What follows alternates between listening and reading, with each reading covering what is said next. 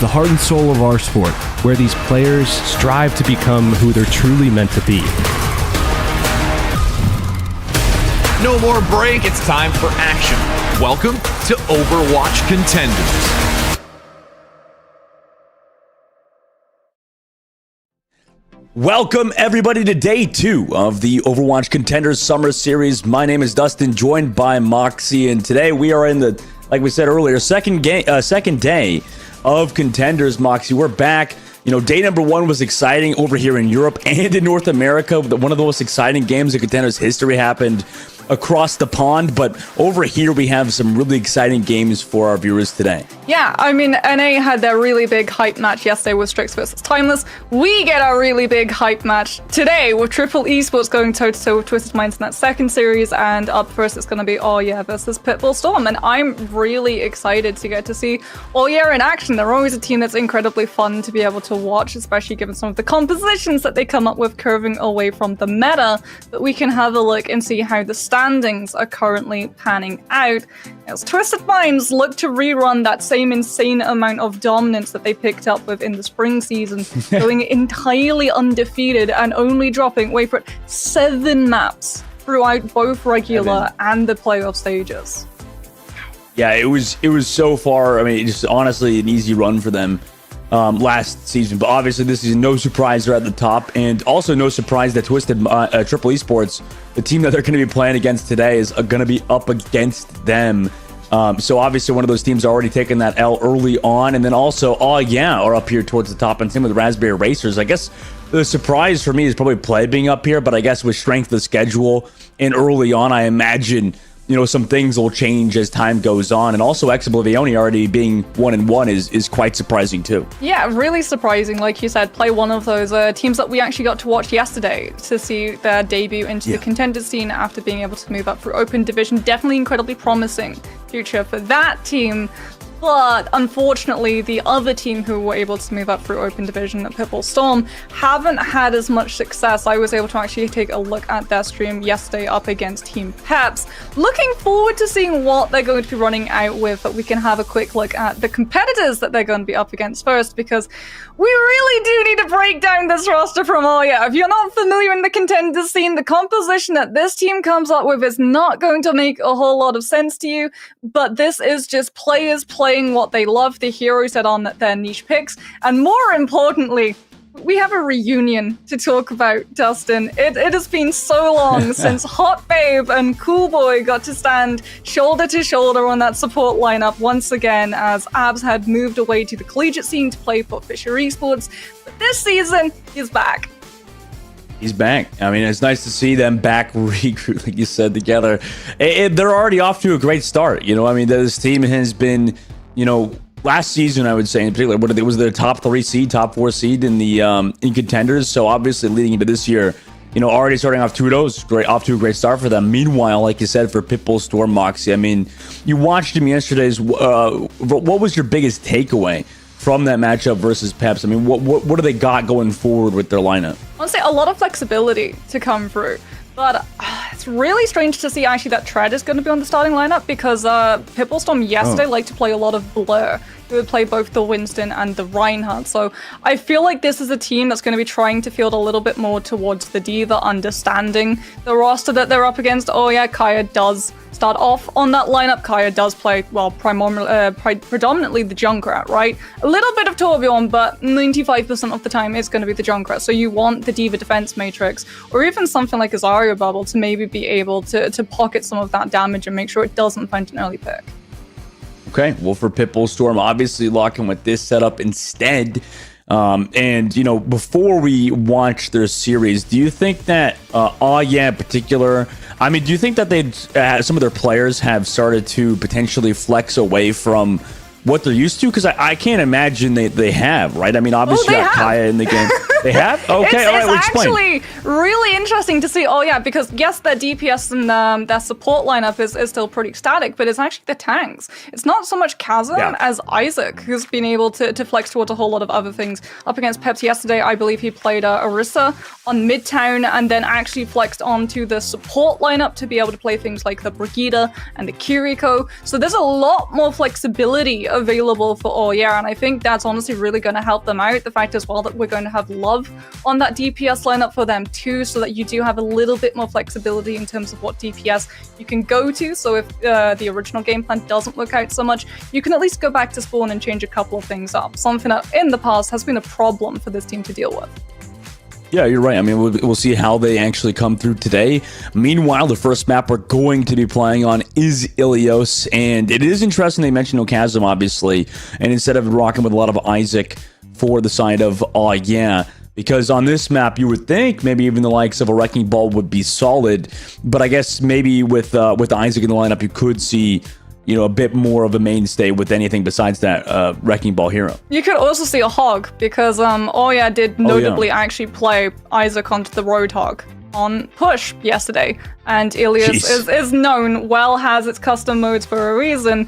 That middle environmental hazard that still somehow against health and safety regulations hasn't been covered up in the jump between Overwatch 1 and Overwatch 2, or even had a railing established around it, is absolutely brutal if you are running into a Roadhog and you're not able to dodge those hogs.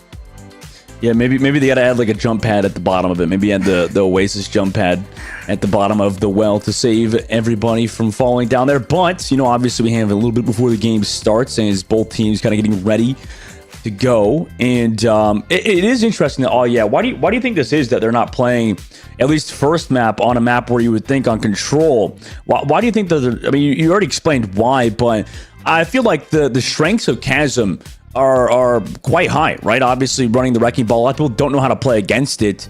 You think is maybe looking towards the future when they have to play, you know, some of that D.Va, some of those other heroes to play against the likes of Twisted Mind? I think if it was Antarctic Peninsula and we didn't see Chasm, I would be more surprised. That's the thing, right? are very much, they have specific maps where they like specific players to be able to come through. That's always been the way that this team has operated with. And I think when you look at how diverse a lot of these compositions that you can have on Ilios, in comparison to someone like Antarctic Peninsula, where that Wrecking Ball can find those really horrible positions to be able to pop up on the backline when you least expect it, you want that little bit more flexibility when you go through all of these different sub-maps, so that Isaac can flex towards things like the Orisa, not the Wrecking Ball, but maybe something like the Junker Queen on towards Ruins, the Roadhog towards Well, and potentially even something like that Orisa, in case they're finding themselves being run onto by a dive composition. And that is interesting. You mentioned the Junker Queen. I think that over in the North American scene, we've seen there was a little bit more Junker Queen, but yesterday, I guess in particular, we didn't really see a lot of that Junker Queen like Kariko composition. I'm just wondering, like, why do you think that is? Like, why are we not seeing a lot of JQ over here just yet? Or is it just because there's a small sample size, only 2 games, and maybe today we will see it? Well, the teams that we run into haven't really so far favored the Junker Queen, right? A lot of these teams have very set tank players who want to be able to play things like the Winston or the D.Va every single possible occasion that they can. You can get a lot of value with it as well. When you're playing that Junker Queen, the nerfs that have come through have made it a lot harder to actually allow that Junker Queen to be able to sustain the rest of her team. You still have sustainability for yourself, but that poke phase is horrible. And the fact now that you can literally just bypass rampage effects with the Kiriko Suzu or even just Immortality Field is going to be really problematic, as Pitbull Storm, there it is, Tread is going to be on the Junker Queen, but Isaac's going to be on the Roadhog, and this is really hard for a Junker Queen to deal with. It's going to be up to Evo and SXJ to poke this Roadhog down so that he's not just full health and brawling towards the Junker Queen every single engagement. Roadhog is back. He's on the right side. Got hit by the Jagged Blade, pulled forward by Tread. Meanwhile, SXJ tries to play on that left side. However, Pitbull Storm poked down, just waiting to get some heals from the rest of their team on the back. Tread, knowing that they're a bit surrounded at the moment, trying to go through the flank. Haya as well actually sets up towards the Mega Health Pack on that left side, but Isaac is the one to find the first pick onto Evo, and then SXJ traded it back though because Kaya was in a bit of an off angle. The hook comes through from Isaac. Point still win in favor of first. Pitbull Storm still have that res available, but Melon falls so low in an aggressive spot too. Eventually will fall, had nobody to fall back to. Could have maybe dropped off the high ground, but down the Mercy now, have the advantage. 25% now built on the board, and Pitbull Storm is still trying to fight this. Yeah, Takuno unfortunately had used the Suzu earlier in that fight, and as a result, Mom doesn't get that iframe to be able to save themselves. He's left barreling towards the EMP off of just really good hacks, stopping Melon from being able to just move forward with SXJ to chunk down Isaac, who, as a Roadhog, should be pretty vulnerable on the ground to this poke phase. But Oya doing such a good job of corralling Pitbull Storm engagements, not allowing them access to things like the Siren because of Kaya's involvement. I mean, Tread just getting melted at the moment. Does have those heals though. Kitsune Rush meanwhile for handed back up. Have their ultimate too, but still against so many members of on the defensive side. Nice Rampage connects onto Isaac. Cool Boy falls to SXJ. The copy as well comes through afterwards with that Kitsune Rush from from Pitbull Storm. Now out of the copy, SXJ has to fall back. Gets hit by the EMP from Love last second, but the team was all removed. Yeah, EMP used as well as Kitsune Rush.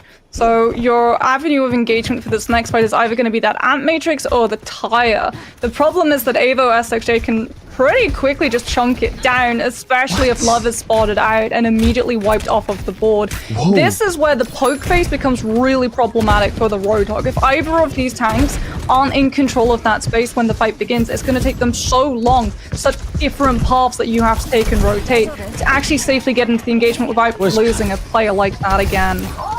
What the hell is Kaya doing over there? I mean, he's in a 1 versus 3 on that left flank and pushed all the way through. Love tried to go for the hack as well on that left side. I mean, it's just a scrappy game back and forth. Love gets picked off again. I mean, that's 2 fights in a row now. Yeah, so this is the difference between Pitbull Storm's DPS lineup and Oye's lineup. Evo and SXJ are incredibly accurate when they're able to poke. And there it is. Love is immediately off of the Sombra, going to go onto the Widowmaker, just to try and find some counter to the Hanzo that's been pushing onto them every single time. And also deal with SXJ as the tire does come through. Has to take such a long block, but still picks up SXJ! What the heck is 20 HP? Rez, though, does come through from Melon. SXJ luckily died over the top side. Meanwhile, Love, you know, has to deal with his Echo and Mercy on the left side. The Glock gets whipped out by Melon.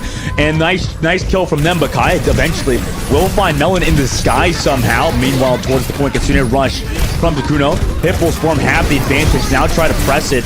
And with the Rampage connecting to Isaac before they can whole hog. No ultimates yet either. If there's some stagger kills here, this could be horrific for all, yeah. Yeah, and Melon's even coming back in on the Lucio to be able to regroup with the rest of the team faster. Isaac now onto the Doomfist is 8% away from overtime. I only have a Kitsune Rush to be able to work with Love onto that Sim, just to try and find Kitsune and blitz down this Junker Queen without an ultimate necessary, and there it is! The second Tread gets stuck in the Junkrat trap, the Symmetra has the distance. What a beautiful trap from Kaya there to stop Tread. Now that point gets flipped as well. This is, again, dangerous avenues for Pitbull Storm. They have to worry about that poke spam damage, which is why we're seeing Tread immediately swap onto the D.Va to be able to defense matrix a large majority of that damage. Melon going back onto the Mercy, trying to buoy up SXJ's damage to be able to build the duplicate. It's essentially their best hope in coming back into this fight. What the heck is Hot Babe doing? Gets the immortality fill from Cool Boy there as well. 95% of the board. Very aggressive spot to play in pretty much in the entire team of Pitbull Storm. Pitbull Storm regroups around that point, but they lose Melon on the engage. Tread also comes back on the D.Va. SXJ finds the opening pick onto Kaya. Really has been a difference maker. Drops the Symmetra turrets here as well in the copy. Tread also finds Love there, so SXJ eventually will get taken on the copy, but they have the advantage. Cool Boy will trade it back, though, able to get SXJ with the solo immortality fill for himself and the Ant Matrix from Cool Boy over the top. And Lucio of Melon tries to come through to stop it, but against Kaya's Riptire, they have flipped the point almost. Overtime takes down. Nobody's there to touch either. And under their noses, Pitbull Storm will take round 1. Yeah, Isaac was taken down, and even though Kaya is technically present on the point with the Junkrat tire, it doesn't actually contest. And as a result, because everyone from Oyo is just so focused on positioning themselves around the sidelines to be able to just keep healing Isaac up, Coolboy, like you said, even investing that amplification matrix to be able to sit directly behind it and just pump heals onto that point. Unfortunately, no one is within room of being able to contest, and we head towards Lighthouse. But like you saw, Dustin, we're definitely in for shenanigans. We're in for a lot of aggression coming through from Kaya and Love. This is just the way that Oya plays. They like turning order into chaos. It's where they find their most value. Yeah, and that's the thing too, Mox, is that like it feels like Pitbull Storm play a very similar play style, very individualistic. You know, a lot of what they're doing, relying on SXJ to find those picks, or Avo in a lot of these fights. Avo over the top, looking down where Kaya is. SXJ again finds that pick onto Hot Babe. Hack comes through from Love onto the D.Va of Tread, but Tread doesn't really matter or care about it. Kaya able to get Avo, but is traded out immediately after going so aggressive. So it's just 1 for 1 at the moment.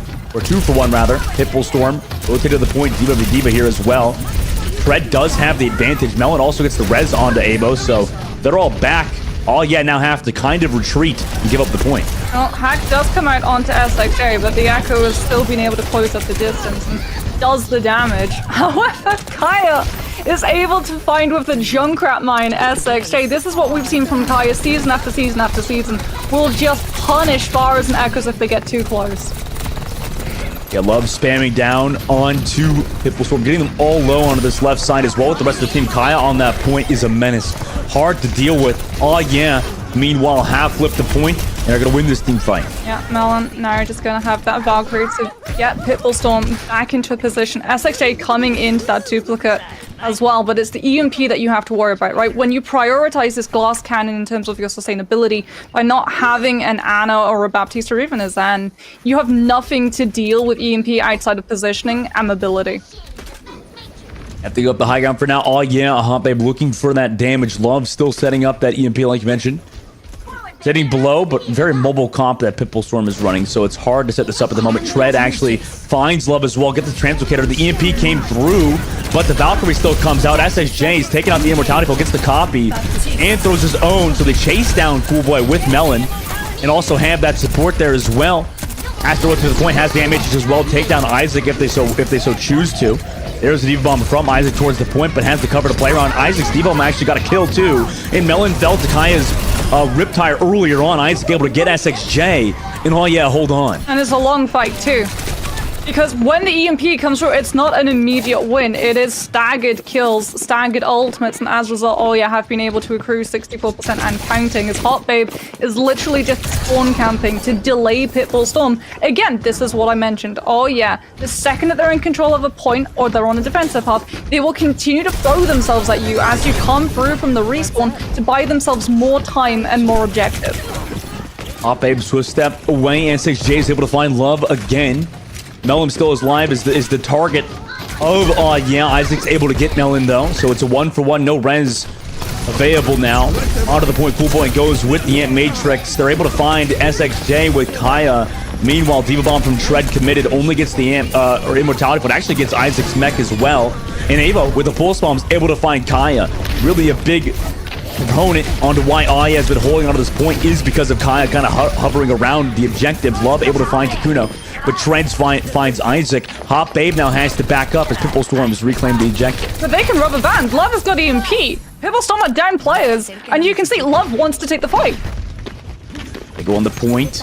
Axe Tread again. I mean, Tread's about to get delayed, staggered there. Now no more Diva in this fight. Pitbull Storm have to regroup around, otherwise they're about to lose this round. They're trying to send somebody there, Tracer to touch, I'm assuming, for Avo. But has to deal with Kaya here on the objective, who's building that Riptire. I think she's able to find Love, though. That's pretty big. And Kaya is missing some of those heals. Isaac's able to find SXJ. 27 HP to the Doomfist. Tread will take down Kaya. And Takuno will trade back onto Hot Babe, as well as looking for this backline. Takuno's been playing incredibly well for Pitbull Storm. 2K for them in this fight. And the objective stays in Pitbull Storm's favor. Yeah, the kills from Takuno is massive, but SXJ being able to take down Love is even larger because it means that Tread just gets so much more freedom and doesn't get cut off from all of his abilities that keep that Doomfist mobile, and more importantly, give the extra shielding when you have the hit. Love is literally just going to sit on point. Oya is going to contest and bait Pitbull Storm into walking into it, but Kaya goes down early yet again, as Isaac was not there with the defense matrix to be able to peel all that echo spam, and oh yeah, are going to have to position themselves better for the engagement into this next fight. Look where SXJ is going. He's all the way towards around the spawn, trying to float around, avoid this Diva. Doesn't even have a Mercy Pocket with him because it's Lucio Carrico on his team's side. Gets the copy as well to save his own life, but Love does find Melon. Lucio removed, who is building that beat drop. The copy as well from SXJ is gone. Kaya's Riptire will find Tread as Isaac gets rid of SXJ towards their own spawn, and Pitbull Storm regrouped on this point, has to get a pulse bomb on Avo, does translocate away from it rather. From Love's side, but Avo will eventually take down Kaya. Beat drop on the point with Avo, pretty much in a 2 versus 4 here.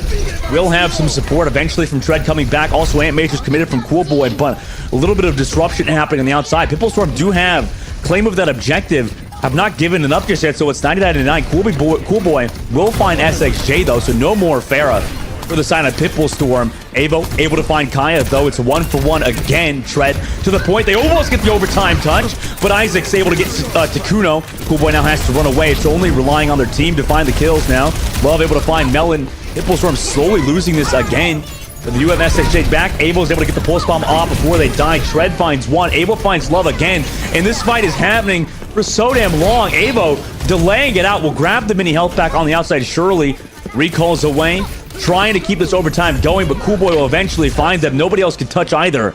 Now we're tied up 1-1 on Ilios. Really good target focus coming through from Oya. Like you said, that fight went on incredibly long.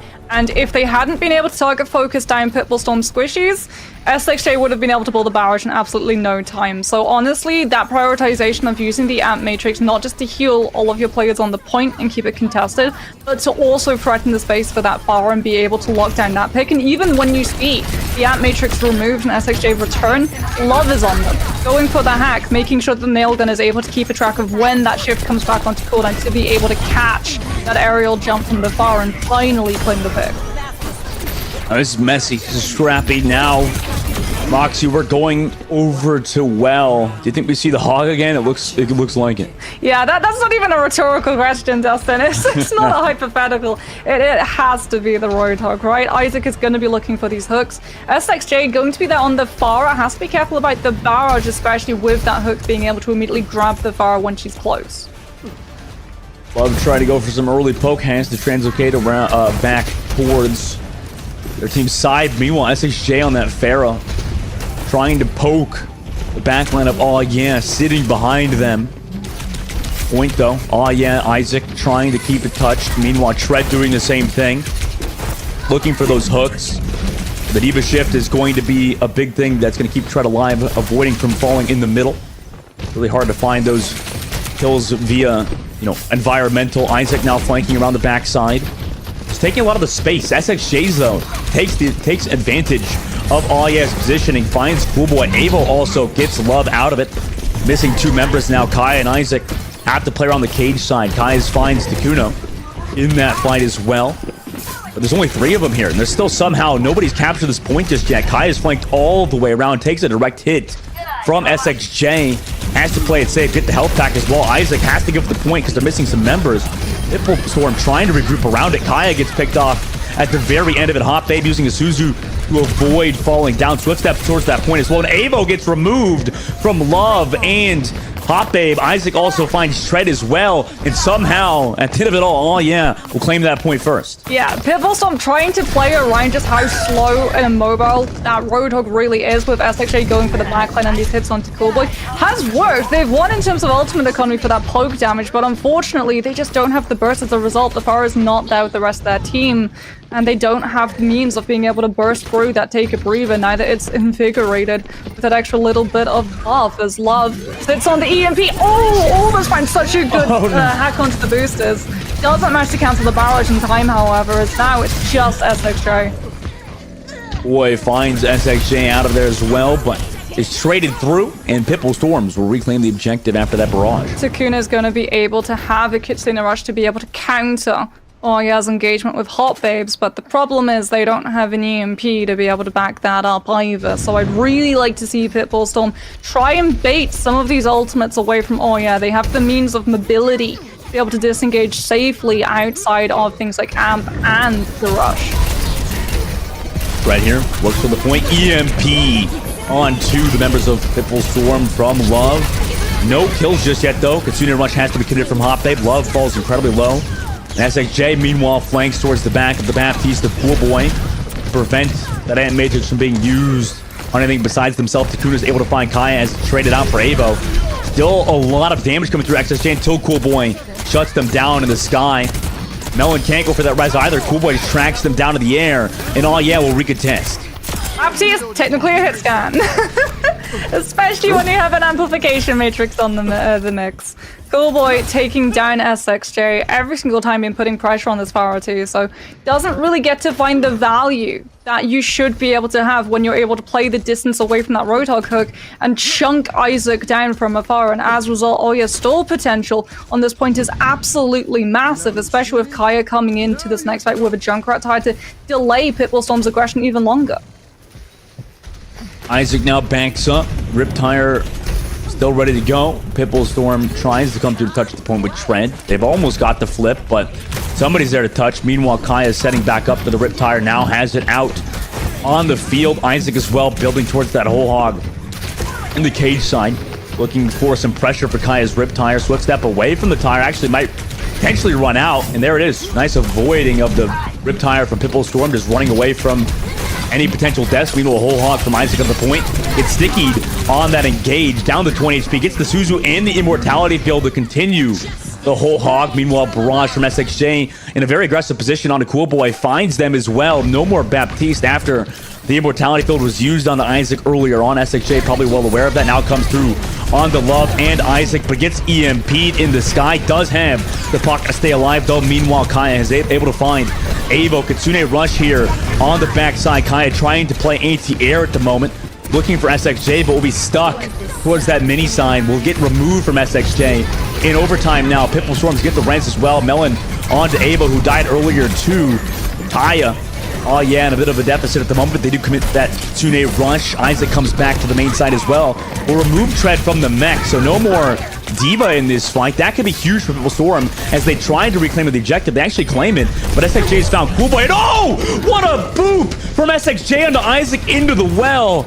The shoe is on the other foot in this situation. 60% of the board now. Pitbull Storm actually have a solid hold on the objective. Yeah, and because you're actually able to find that boop onto Isaac, it breaks the hook that had connected onto the baby Diva. So Tread is going to be able to immediately get back into the mech, as now we can see SXJ with that barrage. Hotbabe fully anticipating it to come through in this next fight. Goes for that Ana swap to be able to have the sleep dart, to be able to put a stop to the Pharah antics. Love sneaking through the main side. Looking for those hacks with Isaac, who is flanked all the way around. Meanwhile, another Sky Barrage in pretty much the skybox of the map. Hits Cool Boy's Immortality Field. I don't think I've seen a Pharah commit so many barrages from so high up. Now, Isaac commits the whole hog to his own main. Amplification matrix from Cool Boy to try to find SXJ, but has to give up that position. Meanwhile, EMP comes through. Cool Boy finds Melon. Avo also falls, and eventually SXJ does too. Oh yeah, come back. Take out Tread out of the mech. Takuno is gone as well. Nobody else here for Pitbull Storm. They just got team wiped. Oh yeah, we'll take Ilios. Yeah, that Sky Barrage, it wasn't meant to find a kill. It was meant to draw out Immortality Field, and then you can go in for the punishment. You know that Cool Boy's going to be coming in with an Amp Matrix in the next fight. If he doesn't have that Immortality Field, he's not going to be able to keep that same pressure of an angle on the Pharah. The problem is that SXJ is actually split from Melon in the entirety of the fight that lasts after the barrage, and they fall separated. The Pharah, that Mercy Pocket, just gets mown absolutely down, and Hotbabe swapping onto the Ana allows Isaac just so much more sustainability with the synergy now of that Take a Breather, getting that extra little burst of health generation. When you combine it with something like an Ana Anti-Nade, that Roadhog without Pharah burst damage is never going back to respawn. For sure. And, you know, if you compare that to around that Pitbull Storm 1, I mean, what was it? SSJ was rocking the Echo on that map as well. And now, you know, coming through playing SSJ on that Pharah. I mean, what do you think went wrong there for them? I mean, it was just so massive, so scrappy, Moxie. Like, what can we even take away from that Ilios game? This is the problem when you run into, oh yeah, like I said, when they're in control, they just win one single fight. They have so much stall potential. This is the entire thing that this composition is molded around. It's tilting you. It's stopping you from being able to move a single meter forward without just wasting so much time, so many cooldowns, and having to wait for them to be back up online again and be able to rotate. And every single time that SXJ had to push past the Roadhog in towards the backline to collapse onto that Baptiste, who's so far removed from the fight, it takes even longer. And then it means that the only thing that can really try and challenge that Roadhog is a Diva, a Tracer, and a little bit of additional damage with the Kiriko Kunai. But again, you just don't have the means of being able to burst him through unless you have something like self-destructive pulse bomb up, and they're not always going to be available every single fight, which was something that Oya saw and capitalized on. You look at how Isaac was playing on the Roadhog, he was lone wolfing a lot of the time because he had full trust in the fact that if Take a Breather came back online, he would literally be able to just body through all of the damage that was thrown his way. Well, next map is going to be Hybrid, Moxie. We're going to Numbani. You know, this is obviously the map Pitbull Storm feel confident in taking us to. And, you know, obviously they've shown what they could play. You know, both Avo and SXJ have both played well as well, but, you know, Numbani, maybe something can change for them, considering that map number 1 obviously went for all in. Yeah, I mean, this is a map where, first of all, you take the Roadhog out of the equation, right? So already that's going to be great for this team, and it means that they don't have to just focus entirely on trying to take the backline down and rotating all the way through before they can properly challenge that tank out in the open. However, oh yeah, we're going to be throwing a different challenge at this team. Kaiser is actually going to be coming into play instead of Love, so really excited to see what composition that Oya have cooked up, because Isaac is actually going to be staying in the mix. Like I said, they've been getting a lot more flexible in terms of the tank lineup that Oya has been running. It's not just, okay, well, if Chasm's in, it's going to be Paul. If Isaac's in, then it's going to be something like the Junker Queen. It's really quite hard to predict, actually, for a lot of these teams what Oya are going to be running into it. And that, honestly, is a great look for this roster.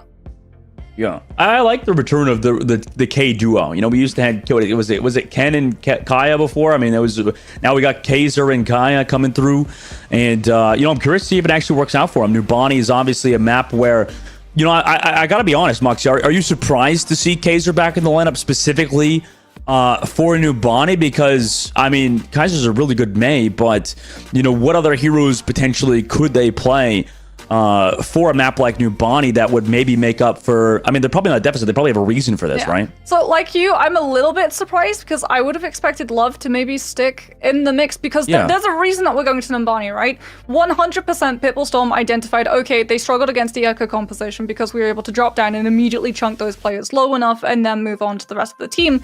And Nubani is where the Echo is probably at its strongest at the moment in terms of just attackers being able to really quickly maneuver around coastal side, challenge that backline defensive position that favors a lot of these supports, being able to stay and play away from things like Winston dive at the front line, and from there you can literally just collapse onto the point and take it in a good 30 seconds. We've seen teams actually be able to pull off.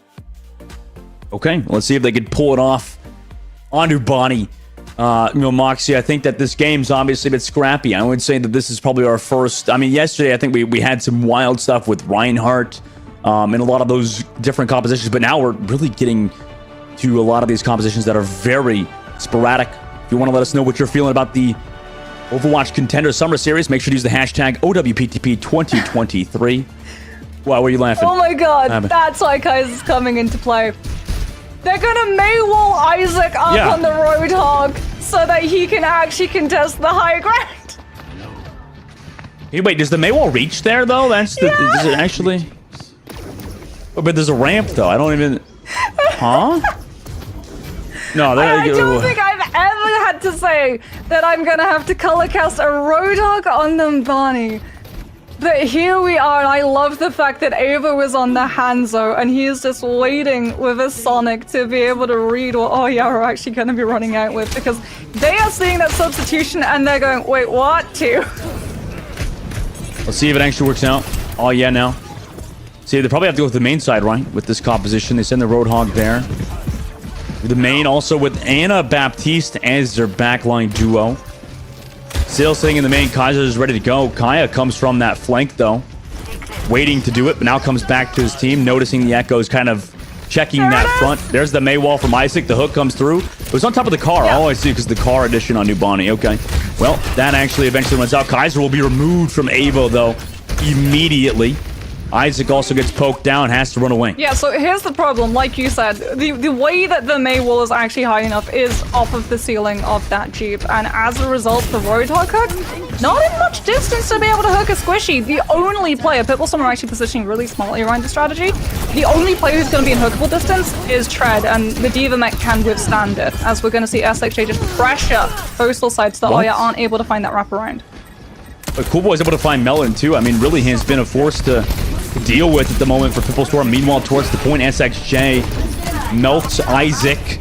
Avo also still there. They hold so far for pretty much a minute and 30 seconds. Yeah, I love the attempt at that Roadhog strategy, but it's just not going to work. And now we're going to get to see the benefit of the flexibility of Isaac, right, in these tank roles. He's able to see, okay, Roadhog's not working, well, I'm still going to be able to go something like the Winston, and we're going to see traditional dive. Isaac Winton comes through. Kaiser able to find Melon.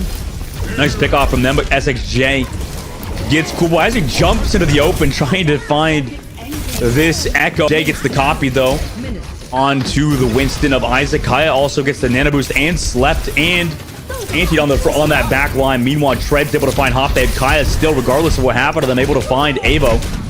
separating off that Mercy to make sure they can't come through. Tread comes back for Kaya, though. Melon eventually will get the res as well onto Avo. And that's already 2 minutes off the clock now. Yeah, and that was the Solar Blizzard to try and split Tread on that Diva. Doesn't manage to find the D-Mech, and the boosters are going to be back online for the Pure to come through, and as a result, Pitbullstorm still able to find that Resurrection. Oh yeah, without that Blizzard now, can't just bait Pitbullstorm into walking onto the point into the May ultimate. You have to find a pick with the amp. Yeah, Matrix comes through, but gets disrupted by Tread. Doesn't even lose their mech for it. Goes so low, but the double pocket is there. Now Riptire from Kaya. Comes over the top side. Already 1 tick given to yeah, they're just trying to wait it out. Get more tick. Got 2 down on the board. Now comes that Riptire. A little bit too far to go. Takuna took it out. And also almost a full cap. 99.5%, but Tread comes through to touch. Still has Diva Bomb ready to go as well. Could wait out the Winston Bubble, will die. But, oh no, the Winston Bubble and the cart is able for Kaiser to kind of like run around. Avo's able to find Hot Babe, though. The point still being contested by Melon, who trades their life for it. The Nano also came through on SXJ, but nobody else here to touch for Pitbullstorm. And oh yeah, we'll finally cap out first point. There was a lot of ultimates invested on both sides, but oh yeah are going to be able to, because Kaiser used that Blizzard so early before to try and catch that Diva mech, they're going to have available this in the next fight. Isaac's got the Primal too, so Oya can get really aggressive just trying to oust Avo off of those high ground perches, where the Hands was going to be looking to even things up, not by building an ultimate, but just by finding an early pick that forces Oya to delay. Isaac goes to the Rhino side. Now regroups towards the main. Oh yeah, get that cart almost around the checkpoint. Nice freeze coming through on the Tread. Tread could not run as Kaiser was just slowing them down continuously. Melon has to back up now. It's such a horrible combination for a Diva mech to deal with, right? You can't defense Matrix, Winston primary. So you take the full damage and you lose that mech. Now you lose the avenue of Peel. The Primal is here. Pitbullstorm, Squishy stuck in a small room. Oh, they have families. Give them some mercy. But no, Isaac just splatters them against the wall. This is a really tough point to recontest on me. So, I mean, we've seen some teams pull off Nubani's second point hold, but not today. Oh yeah, we'll cap out now. 3 minutes and 41 seconds for third phase. And that is essentially the entirety of Streets phase built up just from that Primal and the additional pressure coming through from it. Pitbullstorm now going to swap Tread onto that Ramatra to try to just poke this Winston down.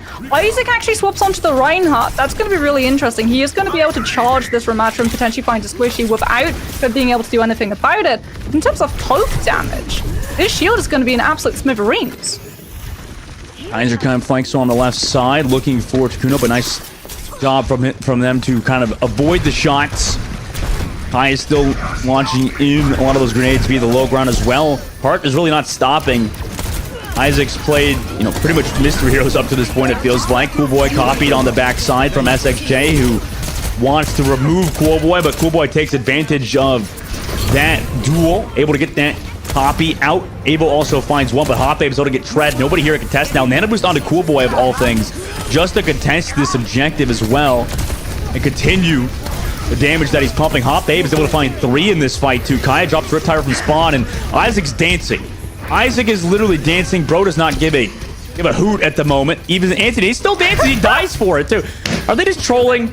Oh yeah, I mean, why am I even asking? They're literally just trolling. 0.08 meters left, and they get stopped because Isaac was dancing on the frickin' payload. Yeah, Ballroom Blitz, more like Ballroom Blend. That Reinhardt gets absolutely melted as, oh yeah, a little bit of hubris coming into play, and now, Dustin, they invested ultimates. They sunk their ultimate economy into that entire last fight, and Isaac, unfortunately, threw it on the ground. Oh, Isaac's over to the JQ too. And listen, oh my god, Kaya goes aggressive, gets removed by Tread, and a headshot looked like from Avo. Kaiser now has to back up, will get removed from Takuno, and you know, oh yeah, could be in a bit of a dicey situation now. They could very much be, not just in a dicey situation, but in a situation where they get held on seat. Avo's going to be coming into Dragon Strike. Takuno's got that Nano Boost. Melon even going on to that Zenyatta to punish the fact that Isaac swapping to the Junker Queen removes any shielding and potential for that Zen Discord to be dropped from line of sight, and just means that all of these squishies, other than the Junker Queen, take so much poke damage before the fight even starts. Isaac looks to walk in, but the Dragon Strike is committed on that mini side to make sure they can't go into the room. Oh yeah, well aware of that, avoid it. Isaac barely able to avoid death there around the corner. Ant Matrix and Nano Boost available. Kaiser also coming up on that Blizzard, but no speed boost to follow up on it, or at least set it up in a good spot. Pitbull Storm are playing at the back of the map. Kaiser's able to find the opening pick on SXJ, who came on that flank, and now the Blizzard here is on the tread. And they don't even need the speed boost. They just wall him off. The Nano Boost is here on the tread, though, but Melon will just walk into the death. That was Cool Boy on Baptiste. Isaac looks to go aggressive. Annihilation here committed late now for Tread, but nobody else here for Pitbull Storm. They get team wiped again. And 27 seconds left. Oh yeah, we'll capture Nubani. They did lose a lot, however, of time due to the dance-off on that payload.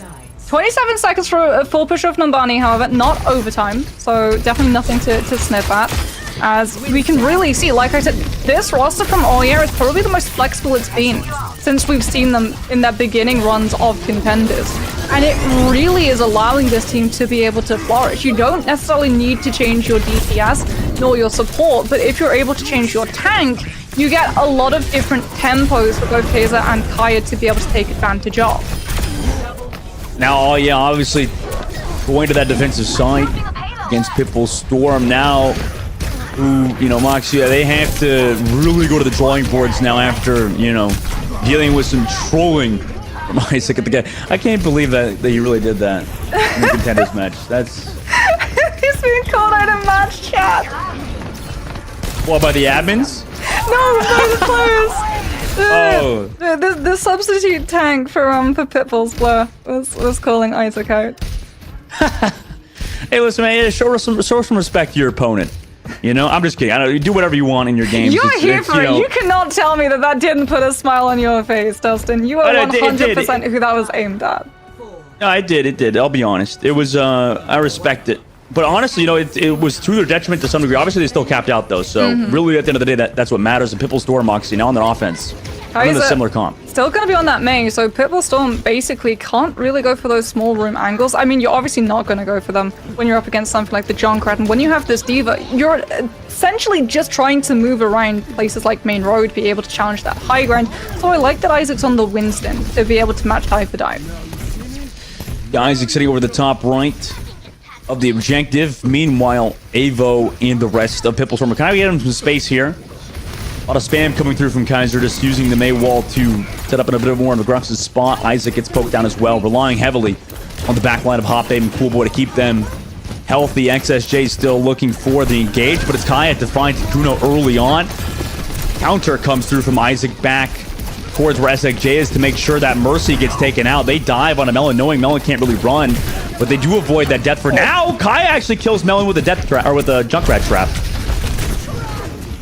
Yeah, Junkrat trap, unfortunately, especially for Mercy players, it's sort of a death sentence. If you get stuck in it, you're not going to be able to use that GA, and everyone just immediately turns and focuses you down. As Isaac is actually getting pretty focused himself. Oh, almost barely made it. I think he actually got stuck on the flag and wasn't able to make it back to Cool Boy's line of sight.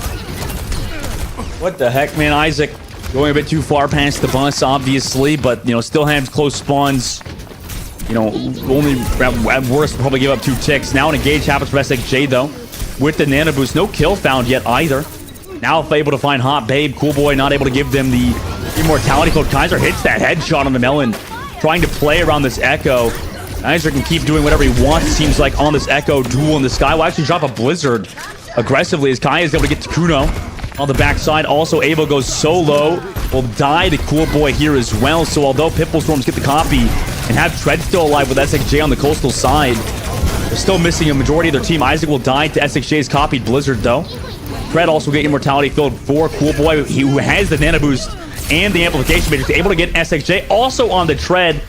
D.Va Bomb on the point now. Melon tries to come through, potentially get the res there, but the rest of all, collapse on Pitbull Storm's engage. Yeah, gorgeous sleep dart comes through from Hot Babe, and everyone just takes the Mercy down. 1 tick picked up for Pitbull Storm, but duplicate, self-destructs, and Nano Boost invested into that fight alone. Malin at least is going to have the Valkyrie to allow SHA to get as aggressive as the Echo wants, but Avo's Dragon Strike is going to be what's necessary to be able to split Oya's focus. Problem is that Kaya is already going to be trying to make that first move. You're not going to be able to contest the Junkrat tire, and that Dragon Strike actually goes directly above the Junkrat's head. Dragon Strike over the top left. Rip Tire from Kaya is here. onto the bottom right. Coming through to the main on Avo. No! Goodbye, Avo. No more Hanzo available. Nice sleep dart, though. On to Kaya. Maybe they can capitalize off with the Anthony. They do so. Quite well. Defensive Matrix was also there. Eventually, Isaac will use the Primal Rage on the low ground in a pretty much 1 versus 4, it feels like, but is able to get out with their life for now. Nano Boost available now on the offensive side for Pitbull Storm, as well as the Valkyrie for Melon. They can maybe do an aggressive engage here, but all yeah are sitting all the way behind. Now dive onto Cool Boy. Immortality Field is there to keep Cool Boy alive, though. And on the inside, Kaya also lives. I mean, they're doing a great job avoiding the Nano engage now. SXJ could not find a kill because of the lamp from Cool Boy and the disengage from Kaya. And now Tread actually finds top wave on the coastal side because all yeah split so hard. Valkyrie will eventually run out. No support ultimates on the side of Pitbull Storm, but they do have SXJ with the copy on the Baptiste. Kaya able to find Avo. Takunu does trade it out, though. Resurrect as well comes through, so they do have 5 members on their team for Pitbull Storm. Tread gets frozen, though, by Kaya, or by Kaiser, who commits to Blizzard. SXJ on the copy almost gets the amplification matrix, but they're actually there to capture the point without all yeah touching. Tread still sitting on that self-destructor as well, and Arya now just have to die fast, as Hot Babe is going to be hunted down by SXJ, surely going down in a matter of moments, since the Echo has that ability to be able to just close up the distance. But it looks like they actually might have been able to escape and make it back to the rest of the team. People don't want this kill. You can see that they're sending so many people, but we even actually see Cobra being able to invest in Immortality Field, and as a result, they have to back on off and allow Hot Babe to live. And this is where, oh yeah, we're able to, oh my god, as Isaac just got deleted, by the way, jumping to the top left, Time Gun removed by Pitbull Storm. Moxie, this cart's already crossing around the bus side, and oh yeah, I mean, they probably got to refocus here. They really have to refocus. They're coming in so close to Dragon Strike, but they need SXJ to be alive. Defense Matrix from Tread is going to be able to clear the path for the Resurrection, so the Echo's back in. But it already allows, oh yeah, a lot more avenue of being able to pressure the Echo down, knowing that the Resurrection's off the table for the next 30 seconds. And as a result, Ava's forced to throw the Dragon Strike in to keep the team split away from Isaac. But the Immortality Field placement from Coolboy is perfect, and the Winston survives for the Nano Boost. It kind of just gets 2 there. Tread able to get Isaac, though, eventually, not before he can build the Primal Rage. 3 meters left to go as well, and Pitbull Storms have already given up on that team fight. 2 ultimates broken by an amp, a lamp, and a nano. And Isaac, this is the absolute killer.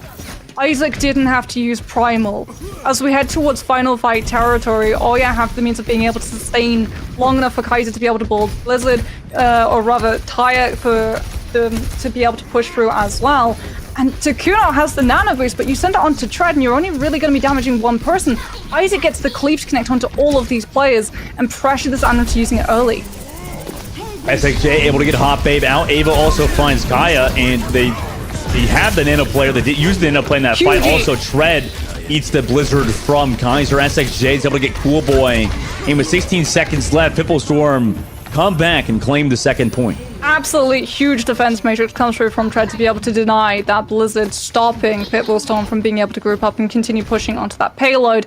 All yeah, however, do have 1 minute and 30 seconds to be able to push Pitbull Storm like a singular time, and then we're cycling right back to the aggressive phase that we saw on Control, where they can continue to pick apart this team one by one until the time is entirely gone. Isaac jumps to that payload, still has Primal Rage available, so you're just going to want to play aggressive, give Cool Boy that space, able to find one. Isaac eventually will get slept back here too. Missed the Primal Rage up in this fight as well.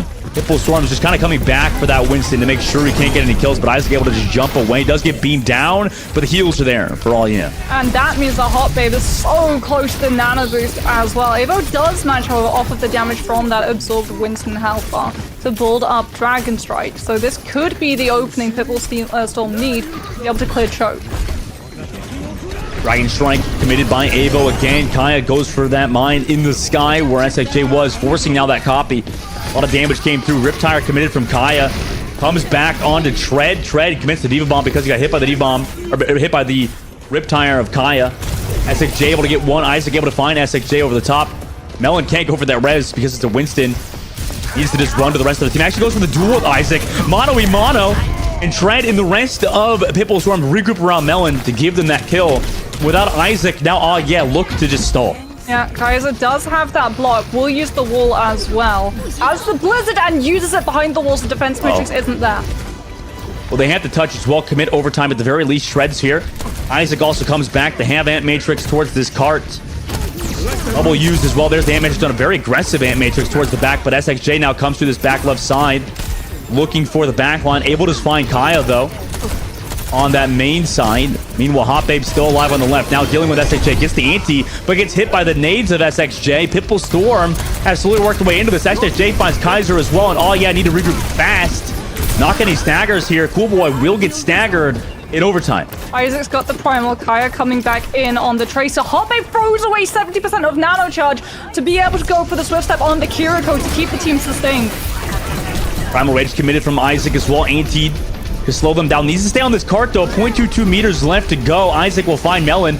May comes through to touch, has the immortality for as well. Dredge is trying to remove Kaiser as fast as possible, but tries to fly away, gives up some of that damage, will come back. SHA gets the copy, able to find Isaac, who went aggressive. Kaiser still delaying this cart, building that Blizzard. 98, 99% built the Blizzard, has it ready to go. Will drop it down.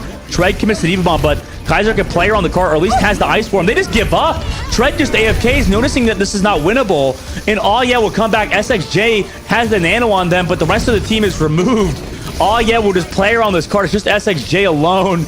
And now a 1 versus 5. Oh yeah, we'll hold Pitbull Storm last second on Nubani to go up 2-0 in the series. I don't think Tread was AFK. I think they were actually trying to recall their mech. And no, Moxie, no, you're coping so hard right now. Tread was AFK. Like, if we've learned anything from Strix versus Timeless, we should never give up and start talking GG in chat. Yeah, true, yeah. Yeah, no, you can't ever give up. I mean, that could have turned, honestly, in the last fight. Like, the big difference, like, I wasn't a huge fan of the Kiriko swap. I understand why you do it, right? With Kiriko, this is such a good save, by the way. When you go for the Kiriko, you're not banned from being able to use Swift Step out of your spawn immediately onto map. And as a result, Hot Babe is able to get back into the fight and sustain Isaac a little bit longer and try and be a little bit flightier and sustain and survive. Pitbull Storm have to focus so many of their players on chasing that Kiriko down when the cooldowns are out. But the Ana, which has been so much burst healing, but it's Cool Boy and Kaiser who are able to just survive. Cool Boy on that sideline is able to provide so much healing with the tap piece that Kaiser is able to build into the Blizzard. And because Tread had already used the self-destruct, wasn't able to try and find the placement or that defense matrix to be able to bar the ultimate away. And Oya with the faster respawns, Tracer, the maybe the sustainability and anchor that can be there on the point, are able to complete the hold. But still, you should definitely never give up. If you'd been able to just try and track down those supports and keep an eye on that Baptiste, maybe use Defense Matrix to be able to eat through a lot of that healing that was there for the Mei, we might have seen a different outcome. Yeah, that's why a lot of teams hate playing against. Oh yeah, I mean 2-0 for them so far. They're looking to close out the series, but we have to go to a short break before this map number 3. So don't go anywhere, guys. We will be back for that map number 3 after this break. You like solving problems. Problems like how to stop that Tracer from deleting your backline. I know just what you're thinking. Go bring a turret. But y'all can't solve all your problems by simply bringing an extra friend to the battlefield. For that, you need the Contenders Torbjorn skin. Solve your problems by connecting your Battle.net account to Twitch. After that, watching Overwatch Contenders Summer Series will contribute to your drops progress, letting you claim your Overwatch Contenders Torbjorn skin. Even your turret gets an upgrade. Warning, the Overwatch Contenders Torbjorn skin does not come with extra or upgraded turrets. Build instructions will not be provided. By picking Torbjorn, you waive a claim towards any destroyed turrets, no refunds, no exchanges, and no take-backsies.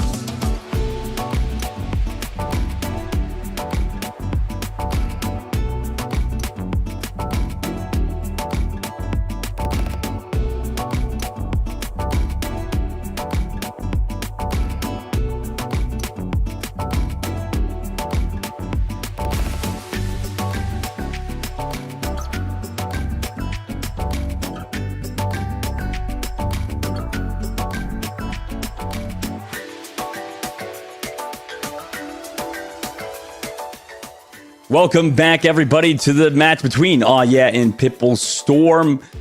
Moxie, what do you think? We were talking about this over the break. A little thing for the, obviously, if you're just tuning in, we're coming into this match between and Pitbull Storm. What do you think Ye's chant is for their team? We were talking about this off broadcast a little bit. Like, okay, what would our team chant be? What would myself and Monkey Bubble's team chant be? What would Ye's team chant be? What do they get to get themselves hyped up before the game and start dancing on payloads like we just saw with Isaac? Probably just tilt. Honestly, some teams just want to see the world burn, and I feel like are definitely one of those teams that try and make you tilt as quickly as possible. It is a legit strategy. It's actually really interesting if you ever have a little bit of downtime to research into why some players do certain specific things to try and tilt other players, like sprays when you get those kills, or a couple of emotes, or voice lines. That I know you're a big fan of the voice lines, spam.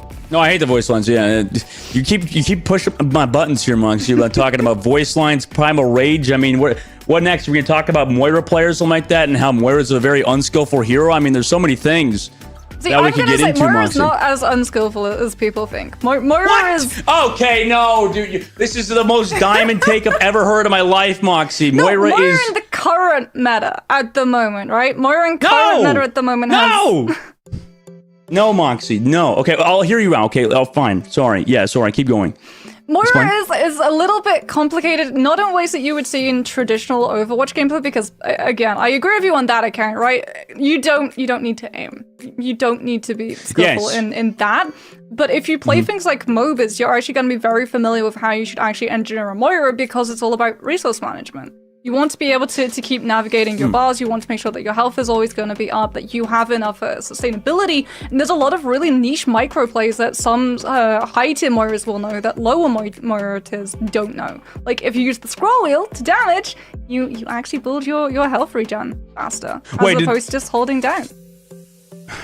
So all you've described to me there, Moxie, is I like the explanation. I like kind of easing into it. But you just explained why MOBA players are unskillful and are terrible at video games in general. And that's all I've gotten from that, because they can't aim. So if you can't aim, what's your point? Okay, well, I don't get it. You know what I'm saying? They can click. Oh yeah, they suck hard. Okay, Route 66 is going to be our next game, obviously. Next map, obviously, that Pitbull Storms are wanting to take us to. And honestly, this seems like a great map for even still. I've got to be honest. Like, this is a solid map for them. And I mean, what's the comeback mechanic here for Pitbull Storm? It seems like aren't really respecting them. Maybe that's their way in, right, Moxie? Because obviously Pitbull Storm are from Open Division, whereas we're one of the best teams last season. So the skill discrepancy is hard to overcome. I will say, do this versus every single team. Every single team. They will verse and just aggressively verse and try and divide you into as many single fights as possible, up against the lower seed, up against the higher seed, whatever team that they run into, they are going to continue running this strategy. It's what makes them so incredibly hard to actually be able to predict in terms of outside perspectives for these coaching staff, right? How do you counter strat? When you literally have no idea what they're going to be running in with. They are the literal definition of wildcard. That's why you're right. Teams hate to play It's like they're just running all over the place. And the problem is, not only are they playing that ranked style, but you said it earlier, Moxie, they're so mechanically skilled. They're such a good team individually, and that's the tough part. It's like you're playing a ranked opponent, but that they're all like top 10 ranked on ladder. So it's tough. There were moments where it worked against them, though. We did see when sleep darts and antinades were landed, especially onto Isaac, they were able to translate that into kills and team wins as a result. Problem becomes that you have to wait for those moments to actually reveal themselves, and chances are on Route 66 you're still going to be running into something like that Roadhog. But hey, if you have something to say, maybe it's going to be about going after Dustin for flaming MOBAs. Maybe it's going to be about how you would be able to take on let us know with the hashtag OWPTP 2023. So we're playing an FPS, okay? This is a first-person shooter. This ain't some... I need to come up with a better acronym for MOBAs, but listen, this is not baby game, okay? Listen, this is a game where you have to aim. You tell me that okay? Bastion is not point and click. Yeah, point and click, but you still have to aim. You still have to aim with them. And also, it's skillful now because, you know, it's not a sentry turret anymore. Really? Now You're going to say that Moira's unskillful and then hit me with, yes. oh yeah, Bastion requires so much skill to be able to play. Of course. Yeah, of course. Bastion's skill ceiling is way higher than Moira's skill ceiling. It's ridiculous. This is a faulty argument, Moxie. I am unimpressed with Moira player. Listen, as saying that, as a former Moira player in Overwatch League, I mean, that character just, like, made me... Okay, I can't get into this. Never mind. This is a bad topic to get into for me at the moment. It's like bringing up bad memories. Oh, yeah, on Junkrat with the main. Again, you know, they have Isaac on the Doomfist this time. Isaac's played about 6 different tank heroes this series. Yeah, well, Dustin, you know what you're going to have to talk about? Hot babes on the Moira. No! Why would you choose to play that hero? Because you know they're choosing these characters at the moment. They do lose Kaiser. Immortality field there as well. Cart still being stopped at this first corner. Oh, yeah. I mean, they're given the opportunity to kind of regroup at the moment. Hot Babe can go aggressive with the Doomfist dive of Isaac. Yeah, I mean, Hot Babe also gets to use that Moira damage to be able to break straight through defense matrix. It's a beam, not a projectile. The orb can be eaten, yes, but look at that damage beam. It just forces Trent into using the boosters and disengaging. Shut Moxie, it's Cool Boy popping off right now. This Moira is doing nothing. It's doing absolute air at the moment. Isaac gets poked down. Kaiser as well. It's a little bit lower. Nano Boost re-engaged from Pitbull Storm. Tread also finds Cool Boy with it. And look at that. Destroyed. That Moira did nothing from that team fight they won and the team fight they lost. You can't convince me that character does anything. I feel like talking to you about Moira is like poking a sleeping bear. It's the most... I had to play that character for like 6 months in Overwatch League, and I just wanted to play Zenyatta or Ana. You know, one of the fun heroes. You know what I'm saying? Something like that. Hot Babe, meanwhile, built up that Coalescence. We'll see it in this fight. Isaac as well can go aggressive. They got that amplification matrix from Cool Boy's side as well. Over the top side, able to find SXJ, Pitbull Storm. Now they go with that Coalescence. Of course, the camera operators go to the Moira. Diva Bomb into the sky, has the fade in just a second. Is able to avoid, chase down Mellum, and dies to the Hanzo at the end. So finds one. It's a 1-for-1 trade. Dragon Strike re-engaged onto Kaya towards the billboard side. Cart still pushing forward, by the way. Copy comes through from SXJ. Should give them a little bit more life, but they're against Kaiser with the Blizzard on the payload, and that seems to be a constant factor here as Kaiser's great at zoning. Melon, though, able to find Isaac. The Doomfist removed. Kaya's able to find Melon, though, over the top as well. Tread had to come through, got frozen, but did stop that payload from reaching the objective. Kaiser still trying to look to delay, kind of playing like an off tank. However, Cool Boy goes down to SXJ here too, and Pitbull Storm will hold again. Yeah, really good sustain coming through from Pitbull Storm. The fact that Tread just goes straight for the payload. Kaiser was not looking for kills. The Blizzard was just looking for zoning potential to claim that checkpoint, but Avo gets caught by the Junkrat tire. Doesn't have Dragon Strike, but that's a massive majority of your burst and the way that you can deal with Isaac's mech removed. Oh yeah, now we're going to try and regroup and rubber band back in. I just love Kaya flying into the sky to try to find that echo. Also found that Riptire through the bottom of that billboard, I think. Unlucky that the toes were sticking through. Kaiser towards that payload, trying to delay it as well. Beat drop from Pitbull Storms to re-engage. Connection to 4 members of their team. Hot Babe coming back on the end, and now Isaac will lose the mech towards that payload again. Pitbull Storm have kind of... They've kept regrouping around the payload, and it's working out for them. Cool Boy over the left side, committed the Ant Matrix, did not find value with that aggressive Ant Matrix. Kai's able to find Melon, though, on the Lucia on Pitbull Storm. Yeah, Pitbull Storm having a really good just defense of that high ground, but there it is again. Cool Boy able to find that pick onto SXJ. Kaya then following it up with one onto Takuno, and this should be, oh yeah, just being able to brute force through Pitbull Storm's defenses. They don't have a lot of snowball potential in this next fight, however, but that late pick onto Melon, as well as now this chase going down from Kaiser to try and push Pitbull Storm's members all the way away so they can at least claim that high ground. For Kaya to be able to double jump up onto this rooftop and start spamming this avenue that Pitbull Storm can try and approach back into is going to buy them a lot of payload distance for virtually free. Yeah. Oh yeah, seemed to be winning once they swapped off the Moira Moxie.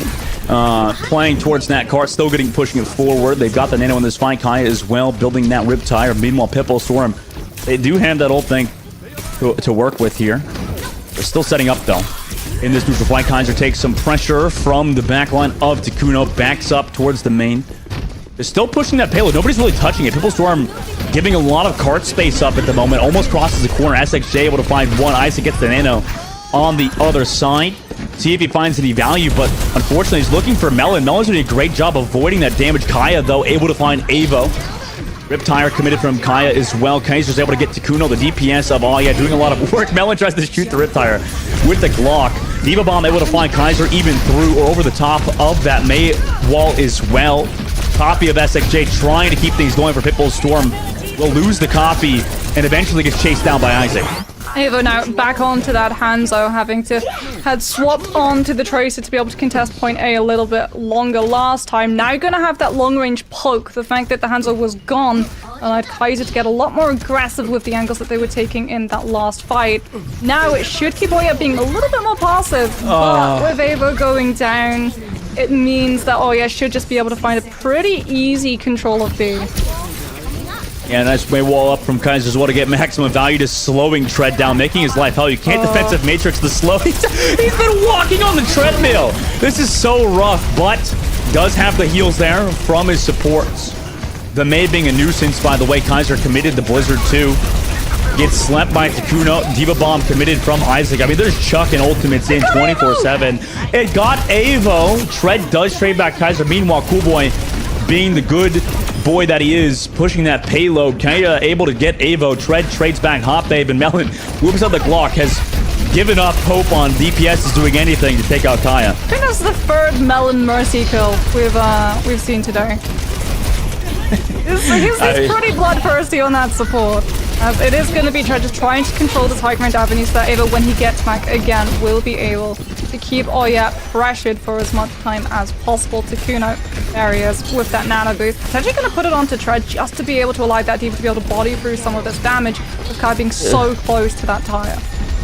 They're just keeping up so much space right now. I mean, they have to come back for the peel, I get it, but this card is still pushing forward. Nice sleep onto Isaac to slow down the nano boost, at least for now, but they still got some duration, and unfortunately the sleep dart nerf was too much for Takuno to try to escape Isaac's grasp. Melon get the resurrect though onto Takuno. SXJ here onto Isaac. Diva Bomb to zone here as well. SXJ over the top of the truck side, able to find Kaya, and just Kaiser on the payload gets removed by Avo. I mean, we're entering about last fight territory. Ooh, that's a brutal stagger. Hot Babe goes down. Yes, Oya will be able to spend 30 seconds waiting for that respawn. The problem is now they're going to be walking directly into a dragon and a duplicate with no other option except hurtling themselves onto the payload to try and stick there as long as possible. Isaac dashes up to the top where Tread is just sitting. Actually takes so much pressure too, has to fall back because of Aya's support on Isaac's engages. Now he comes over to the left side, health mag as well. Pitbull Storm setting up like a cross section over this left side, having SXJ. Dragon Strike committed towards that payload and the high ground to make sure they have to give it up. Kaiser's out of the ice block. Meanwhile, Kaya comes back through with the Riptire. Able to find Melon kind of caught out on the left flank. Tread also loses the mech. The Kaiser on the inside, who has built up that Blizzard. Kaya able to find Tread too. Avo has traded back Hot Babe, but it might be too little too late. It's just SXJ and Avo. SXJ is gone. Melon also swift steps back onto the Kariko as well. Able to find one kill with the Blizzard here now. Should zone. Takuno is down the swift step away. Tread's here to delay too, but no ultimates for Pitbull Storm. So once the mech is gone for Tread, I mean, it surely will be over. SXJ will come back on the Tracer. Out of the mech, Diva Bomb committed from Isaac to try to zone as well. Tracer can keep this overtime going forward from SXJ side. Able will come back onto the Genji as well. Just kind of slowly working the way through. Takuno's able to find Hot Babe. The swift step from Melon is here. If the target focus isn't good for Oya, it could extend this for Pitbull Storm. Takuno will go down. Eventually, Tread has come back, though. Again, I mean, he hangs about what he's got 2 lives to deal with. The Trace is going to come back for SXJ now. I mean, this is turning into 2CP territory from Overwatch 1. Melon comes back with the swift step. SXJ recalled. Suzu committed as well. Tread will be respawned in a second. Avo's back onto the Genji, please. Oh, yeah. Target focus better. The Diva's about to respawn. Avo's still here as well. And finally, they're able to kill them and close out. Before I lose my freaking mind on Route 66, I'll tap out. Lose your mind, more like lose your voice. That was a pretty long contest, and you can actually see that Pitbull Storm had learned from Numbani. The target focus that was there from the defense was wholly on the supports. Hot Babe just gets 0 focus down, and then Cool Boy is the one that actually almost goes down to a really aggressive Melon on the Lucio, but has the regenerative burst. I'm gonna keep talking so you don't have to look at these Moira replays, Dustin. I know you'll be super happy about that. Has the regenerative burst, will be able to keep themselves healed up as a result, and then immediately changes position from being on that vulnerable target on the low ground to using the Baptiste Exo Boots to be able to put themselves onto truck and just keep everyone sustained through, all the while as Pitbullstorm try to find any pick that they can, but unfortunately when they go for those really fast mobile heroes that rely on coordination and those dives, just don't have the means of being able to burst through without ultimates, the Baptiste healing. On their offensive side, SXJ kind of demonstrating what it feels like to play against Aoyan at the moment via the spawn. Mox, they got 20 seconds left. I mean, it looks like they might mix something up here, run SXJ on the Pharah again, but we saw what happened on Ilium. We did, but here's the thing. Isaac isn't on the D.Va. Isaac is going to be on the Zarya, and this is the defense for Oya. Yes, they're going to be taking a lot of poke damage, but that's where Zarya almost sort of is happy when you're running into high burst DPSers, because it means that your bubble charge is going to be through the absolute roof. And that's worrying for Tread, because Defense Matrix, it works on the Graviton, it works on the ultimate. It doesn't work on the primary beam, so if the Zarya is winning the neutral, you can't get aggressive and create the space for this Echo to be able to bypass the pressure that Coolboy and Hotbabe are going to output. Isaac, bubbles down on the low ground. I think Isaac's actually he's probably just trying to play every hero, Moxie, every tank hero at the moment. I mean, he's played pretty much, like 6 heroes, 7 heroes at this point. Bubbles on the cart, though. I mean, neutral game kind of happening. Oh, yeah. Zoning about the cart, making sure people can't push forward, and SXJ go back to the spawn. Yeah, he's got a swap. Every single time he went for that shift, you heard it, right? It was the triple tap attempt from Hotbabe, as well as the Baptiste primary from Coolboy, and oh look! This is your favorite.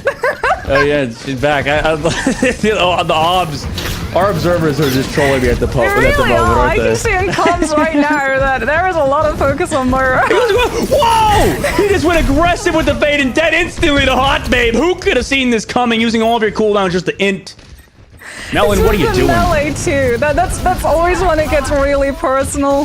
Hotbabe's like, the audacity that you have to even try that on me, as Tread tries to find the booster knock onto Isaac, won't be able to, as the D.Va just can't find the engagement at the moment. The Zarya is so high charged that you can't walk forward. You're just going into beam after beam after beam. Yeah, this is going to be rough against Isaac. Wall up from Kaiser over the top side. Melon over to the Kariko as well. Kaiser still hangs. The Blizzard ready to go. Nana Boost committed on to Tread, who gets AIDS grenaded. SXJ is able to find Isaac, though, after bubbles are gone. And able to find Kaiser as well. Pitbullstorm, I mean, Tread will lose the mech, but surely could jump off the map real fast.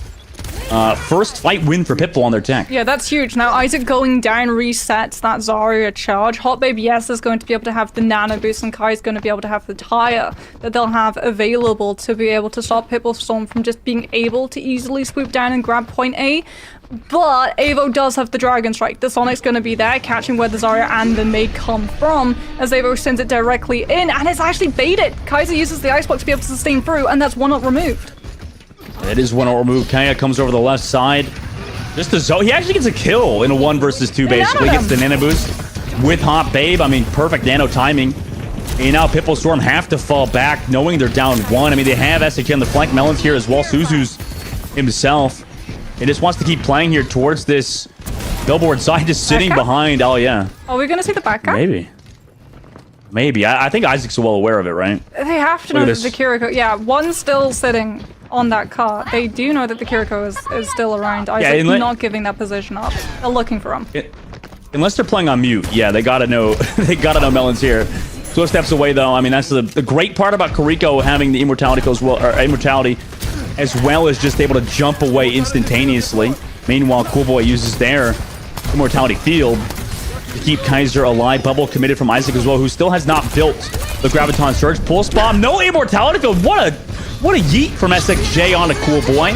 Bubbles used from Isaac there as well, will fall as he used the Graviton Surge through it. Kai's able to find 2. Abo and Takuna both down, so they're even in this fight, but Kaya gets traded by Tread, and all of the after death mines as well removed from the defensive matrix. Tread kind of turned it on at the moment for Pitbullstorms. Now comes back for Kaiser and needs to be able to kill him quickly. Otherwise, the potential recontest could come through. Isaac's back onto the Wrecking Ball. Now, first time he's played it. Gets the slam on SHJ. Gets Melon too somehow. What? Tread able to get the Diva Bomb off in the amplification matrix. Will get the remech, but Isaac still has been a nuisance to Pitbull Storm at the moment. Don't have any of the supports on their side. Takuno over the top side. Kimmits the nail. Tread trying his hardest to carry Pitbull Storm at the moment. Will get the nano boost, but have to track down Isaac. Needs those rockets to come up to have the damage. Blizzard here from Kaya is going to be popped. No eat from Tread, unfortunately. Nice job from Kaiser to work his way around that. Able to get Kaya, though. Nano boost committed onto Kaiser. Isaac will go down. So does Hoppe, but in overtime, it's just Kaiser left. Eventually, they should have the damage to kill him, and they do. After Kaiser's able to find Melon, Pitbull Storms in overtime will capture out first point. Evo swaps onto the Ashe, and that's actually huge because it means that you can continue pressuring those tunnel avenues where Kaya would have sat entirely uncontested, but with the Dynamite, as we can get to see a little replay of Tread being able to continue to pressure onto Kaiser. But like you said, that kill did not come through fast enough. Isaac, already having swapped onto the ball, is able to keep that point contested, and as a result, Pitbull Storm had to use a lot of ultimates. That nano boost now contributed and gone, but Evo does have the Bob. SXJ, the Pulse Bomb, just waiting to try and claim that high ground prior so that you can use double blink to be able to collapse onto some of these respawning members. But Kaya immediately takes over the Tracer's absence. 60% towards the Riptire and 2. No ultimates just yet. Isaac just running around the Wrecking Ball. Who needs Chasm, I guess, when you have Isaac in the lobby? Close to the mines as well. Bob committed from Evo over the top to try to zone. Dynamite over the top as well to commit to the back line. Oh, yeah. Still sitting above. Bob didn't... I mean, it's zoned, I guess, in the back line. Kaiser also will go down to SHJ because of it. Evo almost goes off the map, but Coach Gunn's back through. Even though, I mean, he might have still been on, but Isaac's still looking for the rolling over the top side. Evo finds Coolboy, and Takuno will get rolled over by Isaac, but Tread finds Kaya, and Pitbull Storm are still up, even though they're losing members. Isaac will go for the slam. Melon trying to get maximum damage on Isaac before he has to roll back to the Mega Health Pack. 1 minute left. Oh, yeah, we'll wall out so they can come through. Kitsune Rush committed from Melon. Nobody's there to touch either. And Pitbull Storms will move on to third phase. Yeah, the roll is a little bit delayed from Isaac, and as a result, at least they don't commit the hammer mines before they realize, as it is actually going to be Tread throwing in the self-destruct to be able to retain the mech, because Pitbull Storm still fighting. Oh yeah, trying to again really tangle Pitbull Storm up in these late kills, late fights that they lose even more time when they head towards some of the really precarious areas where, like we saw in that last side, defenders have a lot of respawn capability, and if you're coming into this next fight with 5 ultimates and you cycle through them smartly, that 2-minute time bank is gone. Riptire committed from Kaya over the top left flank. Follows through all the way around behind where Pitbull Storm in. They actually take it out. Nice work from Evo and the shot from Takuno onto the Riptire of Kaya. Meanwhile, Kaiser in a very aggressive position out of the ice block into an immortality field to stay alive and get away from Pitbull Storm. Still has the Blizzard ready to go. Slam committed from Isaac with the mines. Kaya as well, the Riptire earlier was removed. And Evo and SXJ combined for Kaya and Coolboy. Isaac also taken out, and the Blizzard was also committed by Kaiser and zoned out. That was a lot of ults used by all, yeah. They really tried to lock Evo down, but it's a gorgeous coach gun that actually allows Evo to be able to clear the Hammond mines, or at least clear themselves of the Hammond mines, as SXJ is going to be sitting on the Pulse Bomb Tread so close to the self-destruct. Now we have to see target focus come through from Pitbull Storm, as oh yeah, we'll be able to nano Isaac, but you have to ignore the Diva. It's literally just distraction tactic. Immortality field from Coolboy to save themselves from SXJ's Pulse Bomb. Kaya trying to peel off Tread on the back. Isaac's able to find one on Takuno. And actually, Kaya doesn't die because he had the double support there. Finds Evo and the swap over back from Wrecking Ball to Diva. And it seems like all yeah are taking it seriously on third point. They get so much space. SXJ tries to go for the Pulse Bomb, but all that does is pull out Immortality Field from Coolboy, and as a result, Isaac just takes so much notice away from the backline of oh yeah, that everyone is able to just sustain and regroup through. As Tread does have the self-destruct, Marlon's going to be able to have a Kitsune Rush, and the pillage so close means that oh yeah can't actively disengage it. They do have to stand their ground. Isaac build up that Diva Bomb in this fight. Pitbull Storm do have the ultimate advantage. 7 seconds left. Isaac just pressuring Tread on that flank. Make sure they can't touch. Suzu used early by Melon before the Kitsune Rush is committed towards the cart. We'll use it now for Tread also. Get those boosters up fast. Isaac comes around the backside. Evo gets the pick on the Kaiser through that Kitsune Rush. Great work from the Ashe player of Pitbull Storm with the follow-up damage. Ant Matrix used by Coolboy, but they get hit by an anti-grenade. Over the top, Abel comes through as well. Immortality Field gone. Abel gets dove upon. Sleep dart onto Kaya, but can't get the shot until he wakes up. Nice headshot from Avo. Now Trey gets the nano on the front line. Avo able to find Isaac too. The spawn tamp comes through onto who really just have Kaiser here building up towards the Blizzard. Will come out of the ice block form. Has the Blizzard, but could not get it off in time. It was too close of a situation to use it in. Now the Bob and the Devo on the zone. And Moxie, we are going to see even more Route 66 today.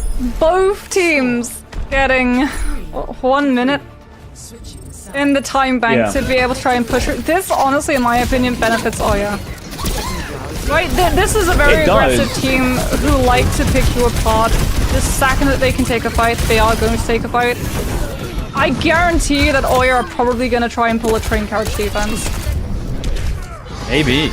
Yeah, train carriage defense like Team USA did in World Cup. I can see that. By the way, Coolboy, when he gets hit by that pulse bomb, it's not AFKing out of tilt. This is literally etiquette for any player that doesn't understand this. If you get hit by a tracer pulse bomb, the last thing you're supposed to do is move because it throws you into potentially your other teammates. So what you're supposed to do the second you see the stick actually pop up on your screen is stand still. Moxie Tips 101. Sign up for your course today. Oh, we've seen so many supports be double killed by a pulse bomb. I'm not saying this. I'm not saying this ironically. I actually think it's a good tip. I was agreeing with you. Yeah. That's 100% a good tip. We're going to a pause, by the way, as this series is being extended further. This feels like some sort of European or Chinese water torture or something, man. It's like it's going on forever. Like, listen, you could do like some trolling. Listen, what Alya is doing is fine. Both teams ready, by the way. But like again, in Contenders, it's hard to get away with what Alya are trying to do. Play like 9 different tank heroes. Even if you're playing against an open division team that promoted, they're still like a good team. Like Pitbull's obviously not that bad of a team, especially if they've made their way through open division to Contenders. Yeah, honestly, this season might be one of the most versatile teams in the EMEA region off of just Isaac's flexibility on that tank role alone. It's insane. It's so nice to see though, because so often when we've cast they've come so close to winning, and then the team that they're up against just figures out that one answer to the one composition that they're running up against, and is able to just find a reverse sweep, and we go from 100 in favor of to absolute 0. As going to be attacking first, Pitbull Storm deciding to keep Ava on the Ashe, a pick that honestly I'm really happy to see. The Ashe was working out incredibly well. It was meaning that Kyra and Kaiser were both kept pretty much in check in terms of looking for off angles to be able to try and pick up some of those cheeky early kills, and it forces Isaac onto the D.Va too to be able to defense matrix a lot of the dynamite. This is a good learning experience for Pitbull Storm at the very least, coming through. Having to deal with the likes of like you said, Hot Babe over to the Zenyatta to combo with Cool Boys Baptiste. Yeah, I was just running that Mercy in case Pitbull Storm were able to find an opening kill from the high ground angle onto attack a spawn. As there's the dynamite. It's so good when a target is so low and trying to run towards the health pack, lob the dynamite, and you still find the kill. Nice work from Ava, the Ashe player. Pitbull Storm does get pressured out a little bit, gets an icicle to the dome from Kaiser, but can absorb that shot because of his HP. Meanwhile, Trent still kind of zones around that payload, make sure that Alya doesn't cross through, get a lot of that Zenyatta damage that they really want. That main side, the card's still pushing forward. They'll try to win above the high ground, half HP now. SXJ also gets poked a little bit, but the Anaboost is being built so fast for Takuno. If they can get this up in this fight, this could be worrisome for Alya. Very close to it, 91%. Tread gets poked again, trying to absorb some damage. They built an Nanobost, ready to go on to Tread. They actually just keep him alive, nano engage, but it's a bit too late. Kaya's already come through to kill Avo. Though they do trade it back. Red's still available as well. Melon does get the rest, so they're up in this fight. Kaiser has built the Blizzard, though, on the low ground. Hot Babes with the Blizzard could go aggressive, but takes the nades from the backside of SXJ, who drops down to find Oppe before the Immortality Code could be used. Tread also eats the Blizzard from Kaiser before anything else could happen, and before the mech could, D-mech could happen. Isaac is going to get one onto Melon, and Bob zones the payload out. Pitbull Storm will stop, before I could keep rambling.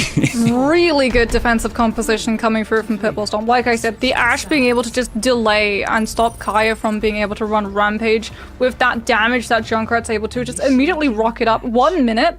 when you look at the scope of some heroes being able to build up ultimates, Sombra is up there, Tracer is up there, Anne is up there, Bap is up there, but Junkrat is 100% up there as well. So these zoning dynamites to just clear tunnel control from Kaya so that Pitbullstorm not only get the high ground to situate Ava onto, but can also play closer towards tunnel and the low ground of Big Earls too. Just allows so much more space for everyone on the team to be able to breathe and allows Tread to be able to keep that mech up, right? You're not immediately just cramped out of it by the Junkrat spam damage, and so Takuno just gets to rocket up to the nano charge. Yeah, honestly, for Pitbullstorm's now on their offensive side, maybe they figure something out here, Moxie. Is that every tank? It is. Yeah. Wait, was it every tank? What is he missing? I mean, he's playing Sigma now. Have we seen the Ramatra? I don't think we've seen the Ram come through from him. We've seen. Oh, you're right. The Sigma, the Winston, the Bull, the Junker Queen, the Diva, the Zarya, the Hammond. Yeah, it's Ram. He's going through. Maybe he'll be able to swap to it if they lose this map. Oh yeah, throwing to get Isaac. I'm just kidding. I don't want to start that narrative. Pitbullstorm, meanwhile, on the offensive side, have Avo and Widow to start out, but swapping through with Tread also making the swap. Yeah, Tread, I think, was expecting just maybe that Zarya sees that it's not going to be there and immediately goes for the Diva to be able to dive, but Avo gets picked early, as we are going to see a little bit of a pause. This could potentially be linked to Avo going down as well. But at least it happens now, right? If you do disconnect from the lobby, at least it's at the very beginning of a round, so you don't lose a whole host of ultimate charge, especially in the scope of a 1 minute push. I think it was actually, so it looks like it was Kaiser that's had to deal with the FPS issue. So Avo died naturally. I would say it's tough to call it naturally with Kaya getting that concussion mine kill. That's pretty brutal, actually, dying to Kaya. I feel like that's one of the worst ways to die in Overwatch. You know, there are certain deaths that happen at kills in Overwatch, certain characters you die to, that I feel like you get tilted by. You know, it's a lot of Junkrats. You know, it's Moira damage orb. You know, some of these quote-unquote unskillful abilities that you always die to, and those are the worst, right? Those are the ones you, as an Overwatch player, you mentally tilt to. Compared to, you know, maybe a more skillful shot from like let's see. What's a skillful shot? Pharah? Ashe, maybe? Maybe like a Cassidy. That's always a pretty ethical play style. But Umpa is now coming through. Entering back into the lobby we are, and Pitbullstorm plays slow while they wait for Avo with Resurrection. Yeah, Resurrection is there, but it does mean that now Resurrection's off of the board for the next 30 seconds, and it's going to be SXJ having to come back in on that Tracer to try and worm their way into this backline and pressure Coolboy, or find that pick onto Hot Babe. If you can draw Immortality Field before that proper dive comes through, you're going to have such an easier time of being able to derail this defense. SXJ forced to recall away, like I said, and now Pitbullstorm play in the main side. Kaya, this is always so tough to deal with Junkrat in the bottom of the caves. What's that make a health pack? Controlling that avenue too, and it really puts a limit to the amount of damage that Avo can output building up into this next fight. Ultimates are going to be in favor of Yeah, they're still waiting on that bottom right side. Kaya comes back knowing SXJ was there. Surprise! Kaya sends to SXJ as he comes back through the top. Able to get that Tracer now. SXJ not here in the fight. Pitbullstorm have to win this without them. Anti comes through onto Hot Babe, but with the Discord Orb and no more Diva here. Pitbullstorm slowly collapsing, ruining Isaac's dream of playing every single hero in the tank pool. Oh yeah, we'll win 3-0 versus Pitbullstorm. Yeah, oh yeah, have a composition that is based around taking one fight in overtime, and they take it exactly where they need it. It's such a good place. It's perfectly measured for the Maywall to be able to isolate those players. You've got the high ground control too, where you can sit back and have Kaya be able to just spam damage, but also drop down and control the tunnel avenue so that health pack isn't available for Avo. Dynamite can't actually be sent around the back into the line directly of supports, as opposed to trying to be curved above or around the Sigma shield, and as a result there's far less pressure going on to Isaac overall as well. And since so many of just angles were being shut off by just constant Junkrat, May, even Zen spam damage coming through from the side of, oh yeah, ultimate economy was always going to go their favor if we did go to a long-term sustained fight. And now, you know, for all, yeah, obviously they look really strong. Maybe some takeaways for Pitbullstorm, Moxie. I mean, what do we have? Does Avo on the Ashe look really good? SXJ on the Echo as well. And at times, I mean, they looked like they had the individual mechanics for Pitbullstorm, obviously, right? Yeah, I want to see a lot more of the Avo Ashe. Honestly, like, it looked incredibly good, especially when we headed over to Route 66. The Dynamites were hitting their targets and bleeding abilities out a lot of the time. There was really good synergy, too, with knowing who to Dynamite to be able to force the most costly ability out from the side of Oya. And the second that we saw things like Immortality Field being invested early, the rest of the team would be able to synergize and actually coordinate to be able to take them down. It was just a little bit in terms of target focusing in the overtime fights, I think, that really cost this team, especially towards the tail end of Route 66, where things tended to fall a little bit apart. Well, we're going to a short break. When we come back, we'll get an interview with Lightbringer from Aw Yeah. So don't go anywhere, guys. We will be right back. Oh, hello! Fancy meeting you here. It's so nice to see ya. Are you ready to survive the wastelands? Then you'll need to bring your shotgun, your axe, and of course, your knife. For your sharp wit, if you get my drift. Hey, whoa. Hold on there. Don't forget to pick up your Overwatch Contenders Junker Queen skin. Yeah, gearing up is as easy as connecting your Battle.net account to Twitch. And after that, watching the Overwatch Contenders Summer Series will contribute to your drop progression, letting you claim your own wasteland-ready Overwatch Contenders Junker Queen skin. Oh, that's right. It's time to rampage. Now, get out there and slay with the Overwatch Contenders Junker Queen skin. Okay, take care now. See you in chat.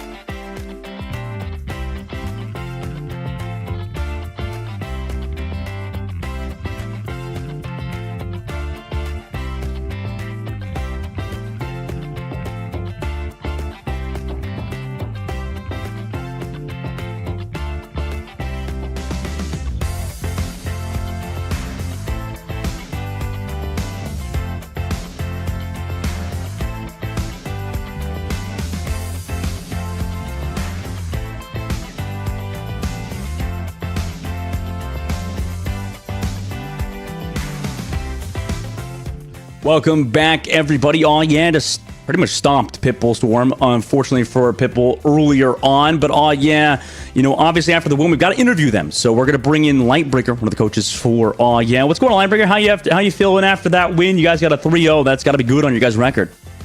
You know, I just woke up from my old man nap, you know, saw the result. Gonna go back to sleep after this, it's fine. So I have to ask, first of all, as a coach for a team that is just known for being chaos incarnate, how does that work? Are there specific strategies to try and tilt these teams the most that you can, or do you just say to these players, do whatever you want, go wherever you please? Okay, I mean, I'm kind of a believer in letting your players coach themselves, but at the same time, I believe that there's a lot of topics that don't get brought up between players. I've been teaching a few of our teammates to play Street Fighter, a new game that came up, I'm sure you guys are familiar, but... Hey, no, Lightbringer, canceled. No, you can't bring up on the game. What are you doing here, man? What are you doing? Okay. No, what are you doing? My bad. Anyway. Unnamed fighting game. Okay, unnamed fighting game 1 with Fireball and uppercut ability. Yes, my bad. You guys can censor that later, it's fine. Maybe. What do you say? Anyway, there are some things that involve playing those games that you can translate over to Overwatch, but it's impossible to do so unless you play that game. So there's like an extra layer on top of, not only are they mechanically insane, but they're thinking about stuff differently, like all the different situations, all the, you know, you see us really often, we will take fights 2v5, we don't care. And I think that just throws teams for a loop, and they have no idea what's going on, and they start dying. I think it happened at the end of Nambani, did it not? On their attack, they're kind of like, oh yeah, we got him after that BM. You know, we're gonna win the game, and then they AFK on point and die to a blizzard. Yeah, I mean, obviously, I think you guys, you know, at least had the mechanical differential. I like your, what is it, like pseudo coaching style, pseudo science coaching style. It's kind of interesting that you're taking that approach, Lightbringer. And you know, for your team, obviously, oh yeah, you know, to play against a team like Pitbull Storm as a coach, okay, is there anything, because obviously you guys got the 3-0 win. I think that all of your players looked really good. Is there a takeaway that you can maybe think like a positive about Pitbull Storm that you could think about? I mean, they're an up-and-coming team. I don't actually necessarily think they're weak. It's we were hoping that they'd field a certain tank player so that we could field a certain other tank player on. Oh, the promised Roadhog 1v1. No. It would have been significantly worse, and it would have been really funny. But they didn't do that. I actually have a lot of respect for these guys. They have been grinding, like, and they have moments of like lucidity. But other times I'm just screaming at my monitor, wondering why would you do that? And I don't know if it's not enough VOD reviewing or whatever. But I do think they're actually better than, you know, the 3-0 score might say. Do you have any advice for them then, if they look back at this VOD? I mean, at the end of the day, play your own game. Always focus up. There's a big thing I hate in ranked as well, and people have this mentality: the fight is won. We've won the game, guys. And then you see your Ana is standing on the cart on Dorado on point 3, and then there's a Widowmaker who just was waiting, and now they're dead, and now, oh my god, we have no healing. We're gonna lose, and that can happen in Contenders too. You know, always stay focused, always have a goal, you know, keep target calls coming, just, you know, you gotta keep it upbeat, you know? Yeah, that's how a lot of chokes can happen, right? I guess last second. And you know, I guess to talk about that, you could avoid the question if you want, but can you talk about Isaac's little dance maneuver on third point New Bonnie, or is that off topic? I mean, Isaac's he's a goofy dude, and I think it's funny personally, because to me it's a game, and at the end of the day, if you're not having fun in a game, you shouldn't really be playing it. And you know, you have different mentalities. I mean, my team wasn't very happy with the dance. I mean, I'm understating it, but it's good content at the end of the day. You know, it creates rivalries and it makes watching the scene interesting. So it's all in good fun, but sometimes we take it a little bit too far. I mean, like I said, our team wasn't really happy. I'm sure their team wasn't happy either. So then, talking about rivalries, obviously last time we saw the team in Spring Series, Oya came in on second seed in regular season and then were 4th overall after playoffs. Is there a specific team that you would say are your direct rivals that you're most looking forward to being able to take down in summer? It's Cloudy, 4-0. Oh my gosh. No, I mean, okay, like, I think we're friends with Cloudy. We don't talk to each other. We're not like oh in Discord DMs or whatever. But we have the best like rivalry. I think that Humpe is always before our games in his stream, just talking smack. You know, just typing what the score is gonna be. Like, oh, you were nothing. Junkrat owns you. You know, it's way too funny. Oh jeez. Well, you know, for you guys now, Lightbringer obviously get the 3-0 win. And, you know, you guys had a good season last season as well. I mean, like you said, you have a team you're playing against. Is there any last thoughts you want to say for your team so far? I mean, you're off to a great start in week 1 so far. Oh, please, just don't pick Farah. I hate to tell you, but I have a pretty good feeling that Twisted Minds are going to be running that far. Yeah, it's unfortunate. I mean, I actually have a feeling I'm more expecting Echo. Echo, like, our backline, I'm sure you've seen enough of our backline at this point to know that we are very competent in playing them as hit scan characters rather than just supports. More often than not, sometimes, unless they can hard win con with Farah, I'm expecting Echo, which is less problematic but still really annoying. But yeah, it's those, like, the matches that we had before are all kind of like traditional teams. We're really good against traditional teams. Now the rest of them are going to be like, I'm selecting the bunny flying hero, and we're just going to be unhappy. And I guess, well, okay, so just to keep talking about that, I guess, in particular, you know, when you go against that Pharah comp, I mean, you don't have to talk about your strategy necessarily, but I mean, since you guys are expecting either that Echo or that Pharah, like you're saying, is there any change in the game plan for all yet, or is it just a similar thing, just have the backline kind of pop off like you said? Well, similar to what I mentioned before about looking at the game differently and approaching overall like composition styles in a certain way. We tend to want to play situations rather than compositions. So an example might be Li Jiang Night Market, right? Sometimes you'll see Pharah will go behind the point significantly earlier than the rest of her team. And this creates like this weird situation where now it's a 2-3 split, but we haven't committed to anything. So we could just do a 5v3 or a 5v2 if we want to. And it's a complete, there's no set plan, completely up to the situation that, you know, the team deems appropriate. And then, you know, we make a play, and sometimes it works and sometimes it doesn't. Makes a lot of sense. Well, thank you, Lightbringer, for, you know, a lot of the insight you bring to the broadcast. It was a pleasure speaking to you, and good luck in your next match. Thanks, man. Well, Lightbringer, thank you for coming by. And all right, we got one more game left to go, Moxie. That will be Triple Esports and Twisted Minds coming up in just a bit. You're looking forward to this one, I know, right? Oh man, I'm getting ready for some bird watching. I'm definitely getting ready for some bird watching. Whether it's going to be the Pharah, whether it's going to be the Echo, we're going to have to see Turkey if Triple Esports want to be able to field towards that more traditional identity that the team has run in previous seasons. He's going to be having to step up to the plate because Twisted Minds, they moved a couple of mountains with some roster swaps, and oh boy, they definitely rattled the nest for the Triple Esports side as a result. That game coming up after this break, so don't go anywhere, guys. We'll be right back. You like solving problems. Problems like how to stop that tracer from deleting your backline. I know just what you're thinking. You'll bring a turret. But y'all can't solve all your problems by simply bringing an extra friend to the battlefield. For that, you need the Contenders Torbjorn skin. Solve your problems by connecting your Battle.net account to Twitch. After that, watching Overwatch Contenders Summer Series will contribute to your drops progress, letting you claim your Overwatch Contenders Torbjorn skin. Even your turret gets an upgrade. Warning, the Overwatch Contenders Torbjorn skin does not come with extra or upgraded turrets. Build instructions will not be provided. By picking Torbjorn, you waive a claim towards any destroyed turrets. No refunds, no exchanges, and no take-backsies.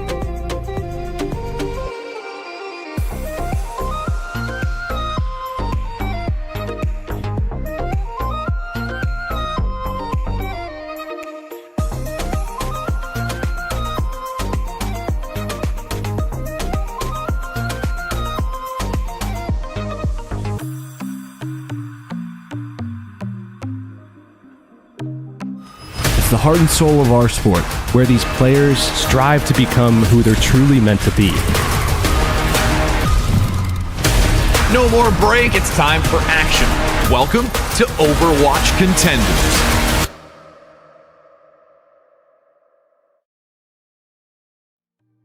Welcome, everybody, back to the Overwatch Contenders European Summer Series. My name is Dustin, or Dogman, joined by Moxie. And today we have an incredibly interesting matchup that everybody's looking forward to. Twisted Minds versus Triple Esports is coming up in just a second. Moxie, I mean, we've been looking forward to this series for a while. Oh, I've been looking forward to this series for a very, very, very long time, ever since I saw one roster change that Twisted Minds were able to engineer, because Yazan is not playing for Triple Esports anymore. He has been nabbed to the Twisted Minds side, and I think, honestly, it's just a really smart play from them. They've been able to remove one of the biggest threats to Lambda, being able to be out DPS by either a Pharah or an Echo on a mirror team, and they're going to be able to have him substitute in if they want to be able to play towards the Pharah and keep Lambda there for the Echo as well. This team is looking incredibly scary, and it poses a very scary question to Triple Esports. Without that Pharah pocket, who is now going to be the star on this team? Who is going to be the DPS carry that they look towards? Their answer, it seems, is either going to be Sharp or Alvacade. Yeah, I mean, Sharp is a really good player. They got Dan, One, and Anj as well. But yeah, I mean, Sharp was my former teammate on the Atlanta Reign, roommate actually. We had one of the dirtiest rooms in the Atlanta Reign. Out of all of the rooms, we were up there with, I think, our translator. You walk in, you see all these cardboard boxes everywhere and stuff, and looking a lot like, Asmongold or like XQC's room. But he's a really good player, right? That was the reason why Sharp, in his first year of Overwatch League, had such a, it was so anticipated, I should say. Back when he played on MVS and stuff, he was a really good player and still is. So good to see him regroup back into the seed. But Moxie, they will be going against the reigning champions, Twisted Minds, on the other side. This is going to be a tough task. Yeah, reigning champions, a little bit of an understatement. Undefeated reigning champions. They were able to take the Overwatch League Prime Contenders series. They were able to take spring season, so that they were finally able to add a Contenders title to their crown officially. And they did it in such explosive style, hardly dropping any maps, going entirely undefeated every single match. It was absolutely insane. And looking at the roster that they're starting with, already you can sort of see the butterfly effect of the roster changes. By forcing Triple Esports away from either a Pharah or an Echo, it allows Twisted Minds, even on places like Control, where we would previously be seeing Lambda to come into play, to be able to stick along with the tag team of Quartz and Yubi, who honestly, in my opinion, are just the best synergized Sombra and Tracer player in EU right now. Yeah, they are so good at the moment, and obviously it's gonna be a hard game for Triple Esports, but with their new lineup, obviously Triple Esports, like you said, had to deal with losing Yazan. But maybe this is the time. Maybe this is a bit of a transformation for Triple Esports. Maybe a chance to kind of turn a new leaf with Sharp and Alvacade. I could see something, just really different compared to playing those Pharah Echo competitions like they used to. And on a map like Lejeune Tower, which is the first map we're going into, it can be tough. But what better way to start off than with Lejeune Tower versus a team like Twisted Minds? Yeah, this isn't the first time either that both of these teams have sort of tried to move away from that title of a one-trick pony identity of purely being around about a Pharah or an Echo. We did see a sort of shift closer towards things like the Tracer, the Sombra, Quartz playing an absolutely insane Cassidy on certain push maps as well, where he was just able to absolutely obliterate. It was actually, ironically enough, in a matchup of Twisted Minds versus Triple Esports, where Yazan tried to play the Pharah onto Esperanza, and Quartz just comes through and shreds, and in about 2 fights, Yazan is forced to go onto the main. While he has a little bit more flexibility, Pharah is always going to be his prime pick, and as a result, Twisted Minds were able to just steamroll. But yeah, really interesting. Lijiang Tower, that first control, and Twisted Minds, Quartz and Yubi, no Lambda in sight. Alvacade might try and go for something a little bit aerial, but I would be very unsurprised if we actually see a little bit more towards standard meta for both of these teams, which feels so strange to say, given both, not Control Center, but Night Market and Gardens have one of the strongest positions to be able to play a Pharah and Echo from.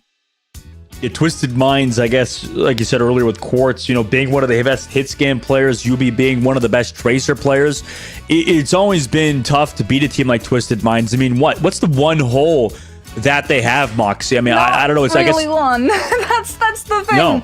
That's sort of the Infinity Gauntlet. This team that they've been able to get a hold of. Lavender is sort of that one player who can just come along and fan snap your entire team, but KSA, Slay, Calyx, all probably actually definitely the best players in terms of their roles. KSA's tank play has been absolutely impeccable. Slay and Calyx in the backline, their synergy, their chemistry, their ability to be able to not just stay alive but input insane amounts of damage into fights as well is absolutely off of the chart. This team really is just the best in the region, or at least were from spring. No one was really close. Now we're going to get to see whether or not a little bit of downtime has allowed some of these other teams to start catching up. Yeah, and then, yeah, you're right. I think we'll see if maybe Triple Esports have figured some things out versus a team like Twisted Minds or anybody else realistically that's in the brackets. Meanwhile, you know, Twisted Minds obviously going to put KSA on more of those DPS-centric tanks, while Dan, known for his Winston. Advocate could actually stick on this Genji as well, with Dan coming in on that Winston, looking to operate in for those dives, chunk the targets down low enough so that 1 or 2 shurikens and a good dash through is going to be able to claim the kill. But Twisted Minds, anticipating this, are playing heroes who are going to be able to sustain no matter who gets jumped upon. And Don already around that pillar side, looking to pressure out Twisted Minds, who's running that Ramacha Brawl composition, already gets removed. Anti did come through in a KSA, but did not slow him down. Defining those 2 kills with a pummel. Calyx also killed 1, and they want more. A quick TP across the bridge, but have to fall back. Quartz does, is the point now unlocked. This is such a fast composition that Twisted Minds are running at the moment. One person gets identified, all 5 players run them down, and then you move on to the next one, the next one, and the next one. Normally it's used to try and pull things like Mei walls and blocks out, but when you're not running a Mei, there's no sustainability that you really have to force away from Triple Esports. You can literally just kill a target. Vortex slows down Dawn for now. Triple Esports have to back across the bridge, but again, KSA has just been so annoying. He can stand on the bridge too because no boop is really going to happen to him with the reduction in the displacement. So one's back to the respawn room, and Sharp is desperately trying to run away. Yeah, Sharp has been able to build, however, with all of the focus going into the front line. That pulse bomb, but Slay has that coalescence, uses it to just let Twisted Minds play incredibly aggressively. As one person is contesting, but Quartz just double backs, deals with the Tracer, forces the recall, has to use the Wraith Bomb, however, and now is susceptible to the pulse. Sharp gets healed up by the mini health pack on the outside, so that's been the one win condition that Triple Esports have with that pulse bomb, like you mentioned, but with how much mobility is on Twisted Mind's side, it's going to be tough to get it off. Annihilation committed by KSA towards the choke point, easily removes Advocate with Slay as well. Able to find them, though Calyx does get chased down by Dawn before he could use the beat. Dawn also has built the Primal Rage 2, and Advocate will be back surely before Calyx is in this fight, so they can play aggressive with Anj's beat drop, but Anj goes down to Quartz early on, and Slay also finds Sharp. The Primal Rage from Dawn is here, but doesn't have any members of their team alive, and unfortunately, they're going to have to back up again. And it's going to have to be a dry blade too. One used the nano boost onto the Winston to try to finally open up that space on bridge for the rest of the team to be able to bypass the pressure that Twisted Minds have been excruciatingly subjecting Twisted Mind Triple 2 as Anj goes down early yet again. No sound barrier allows you to get incredibly aggressive. Ice blocks the sleep, and as a result, finally takes 1 down as well. I forgot how good UB was on the Mei. I mean, opening pick, now beat drop from Anj. I mean, what is this going to do? It's just sharpen Anj alive. No ability, no ultimates left for Triple Esports. Sharp is going to come through to delay when we've seen Tracers do it before. Quartz teleports to Dojos. Dawn goes down to Calyx. Sharp has to recall though. Tries to stay alive, but Calyx will remove them. Anj also gets deleted. And now Twisted Minds will be going up a round on Triple Esports. Unfortunately, Triple Esports are just running a composition that relies on a win condition that never actually poops into existence. If you're running the Genji, well, normally you would try to build towards the Nano Blade, but that goes out the window when you have to use the Nano onto Dawn just to be able to survive the pressure coming through on bridge, the poke from KSA, the constant pressure as well, the beam damage orbs from Slay. Quartz too, when you close up the distance, you need the damage reduction for the Winston to actually be able to do his job, and as a result, it drains resources away from Advocate. It pulls so much pressure onto Sharp being able to find the early pick, but the Tracer can never find isolated targets because Twisted Minds are just playing as one. It's such a cohesive unit where they're just running this composition, bundling up and brawling through every single member of Triple Esports, as Triple Esports gonna go for the Symmetra Rhine TP onto Night Market instead of trying to run this dive. They're gonna try and bunker up. And Sharp's the one on main instead of the Symmetra. Usually you see him play a lot of those hit scan heroes. Twisted Minds on the opposite side. They're going to the patented Pharah comp with Quartz on Pharah. We've never seen Quartz on Pharah, so this is going to be really interesting. It is against a Reinhardt, but Triple Esports not really running anything other than one on that Baptiste who are going to be able to deal with it. The Reinhardt doing a very good job at the moment, however, of just holding up a lot of that poke damage negated coming through window. They have to avoid the damage from Quartz. Down shield does get removed. Also concussion mine to force Alvacate outside, and Quartz finds that kill. Nice work on the Pharah player of Twisted Minds. Built 70% towards that barrage as well. Triple Esports not even close to any ultimates. They just need to sustain. Yubi's able to find one though, and it's absolutely clinical from Twisted Minds at the moment. KSA also finds Dawn. They've worked their way back into the point, although giving up the objective first, they'll claim it now. Quartz has been getting some tips from Yazan and Labda, 100%. There it is, okay. Alvacate now is going to get to go flex onto that Echo. Aren't going to be there for the Mercy Pocket. And we're going to see the Echo versus Pharah. A lot of the time when you are that far, you have to actually mirror into the Echo, but Quartz with the barrage does have the ability to punish if Alvacate tries to get close enough to use that beam. Alvacate trying to close the distance on them. Grenades used onto the Ana of Slay at the back of the map, built towards the Nano Boost as well. Quartz still has that barrage ready to go, but the point really not under too much contest. Direct shot into Alvacate as well, dodging back and forth to avoid a lot of the damage from Quartz. The sticky comes out from Yubi. Dawn lost the mech as well to KSA. Now you don't have that Diva. Sleep Dart comes out from one, but no sleep comes through. One will fall. Not enough support there because Anj is with Alvacate in the air. Sharp trying to deal with Quartz, but has a double pockets or Mercy Pocket, so it's tough to live. Meanwhile, KSA is able to find Alvacate, and Triple Esports are slowly dissipating away and have to reset. Yeah, I'm just going to get staggered as well now that the defense matrix has run out. Quartz is going to be able to claim that one. Still has the barrage, but it's just using it to threaten Alvacate from being able to actually close the distance and try and beam Kelix down on the Mercy. As a result, Quartz always has the pocket. And unfortunately, Alvacate does not manage to be able to target things like KSA's Diva Mech, who's diving with Yubi right onto one. The second you lose that nano, or even the sleep dart, if it hits one, just don't have the resources to be able to fend off the second. Yeah, it's going to be so hard. 85% now on the board. Alvacate comes through with the nano boost of one. Meanwhile, counter nano onto Quartz comes through. Alvacate's able to find Slay, though. That's a great opening pick. If the res comes through from Kelix, that could be dangerous, but Yubi's able to find one. Now the barrage comes through. Alvacate shuts down Quartz during the barrage as well. Kelix does get the res eventually onto Quartz there in that window as Anj finds one. Alvacate tries to pressure out now on the top of Quartz. They're able to get him actually and claim the point. So it's not over just yet for Triple Esports. Yeah, good stickies into primary beam. Just being able to shred Quartz the second he drops below 50% without that Mercy Pocket. Really nice anti as well. Delays Twisted Minds. There it is. Quartz now barrage invested. Swaps towards the Echo to be able to try and jump onto Anj and laser that Mercy Pocket down as Dawn just plays around that point, trying to negate a lot of the poke. Yeah, they're trying to keep Sharp alive, who was very aggressive. Nice defenses matrix from Dawn there. Sharp goes down to 1 HP, needs some heals desperately. And they do have the heals for him until now. Quartz beams him down. Alvacate kind of panicked and used his beam. Now goes for the copy. Pull spawn from Yubi. Finds 1-2. And can just blink back up. Connect onto Anj with KSA. Then surely that'll be the map. Unless something could be pulled out from Triple Esports at the moment. Just Sharp is here to delay. Has to recall.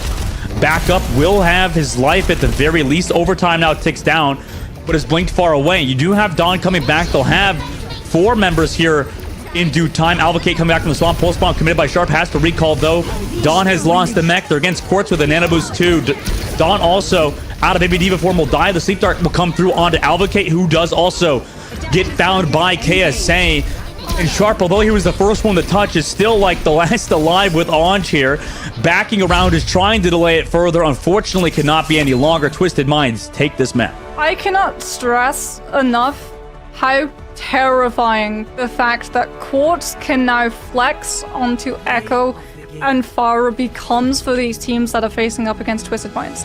Because before, in the past, when you would run up against this team, it would be very black and white what they would actually be playing in terms of you would know what you were getting into based on whoever was on the roster, right? If Lambda's in, you know that you're going to be going up against the Farah or the Echo. If it's Quartz and Yubi, then it's potentially going to be just like Hitscan, Sombra Tracer, or Sojourn. Now you have no clue. Now Twisted Minds have the ability of being able to chameleon between all of these different compositions, no matter what team that they're running up against, no matter what their players are substituted in with as well. This just got infinitely more dangerous for teams like SRP Check, who are relying on maps where they're not going to be going up against the likes of Lambda, where they can try and just go for things like that Reinhardt Symmetra TP play and brutalize onto Quartz and Yubi without allowing them those traditional openings of a Tracer Sombra or even a Hitscan meta. Now, if you see a Reinhardt, you can just swap Quartz onto Echo or Farah, and he was more than adequate at being able to actually find those kills, use the ultimates, and keep that damage pressured there constantly. I'm just going to go on a whim there, Moxie, and just say that, yeah, cross that game off for SRP Check. There's no way they win that game versus Twisted Minds. I tell you what, 100% Cloudy is watching this, and there is just, there is not going to be a fun time for that team when they have to face up against Twisted Minds.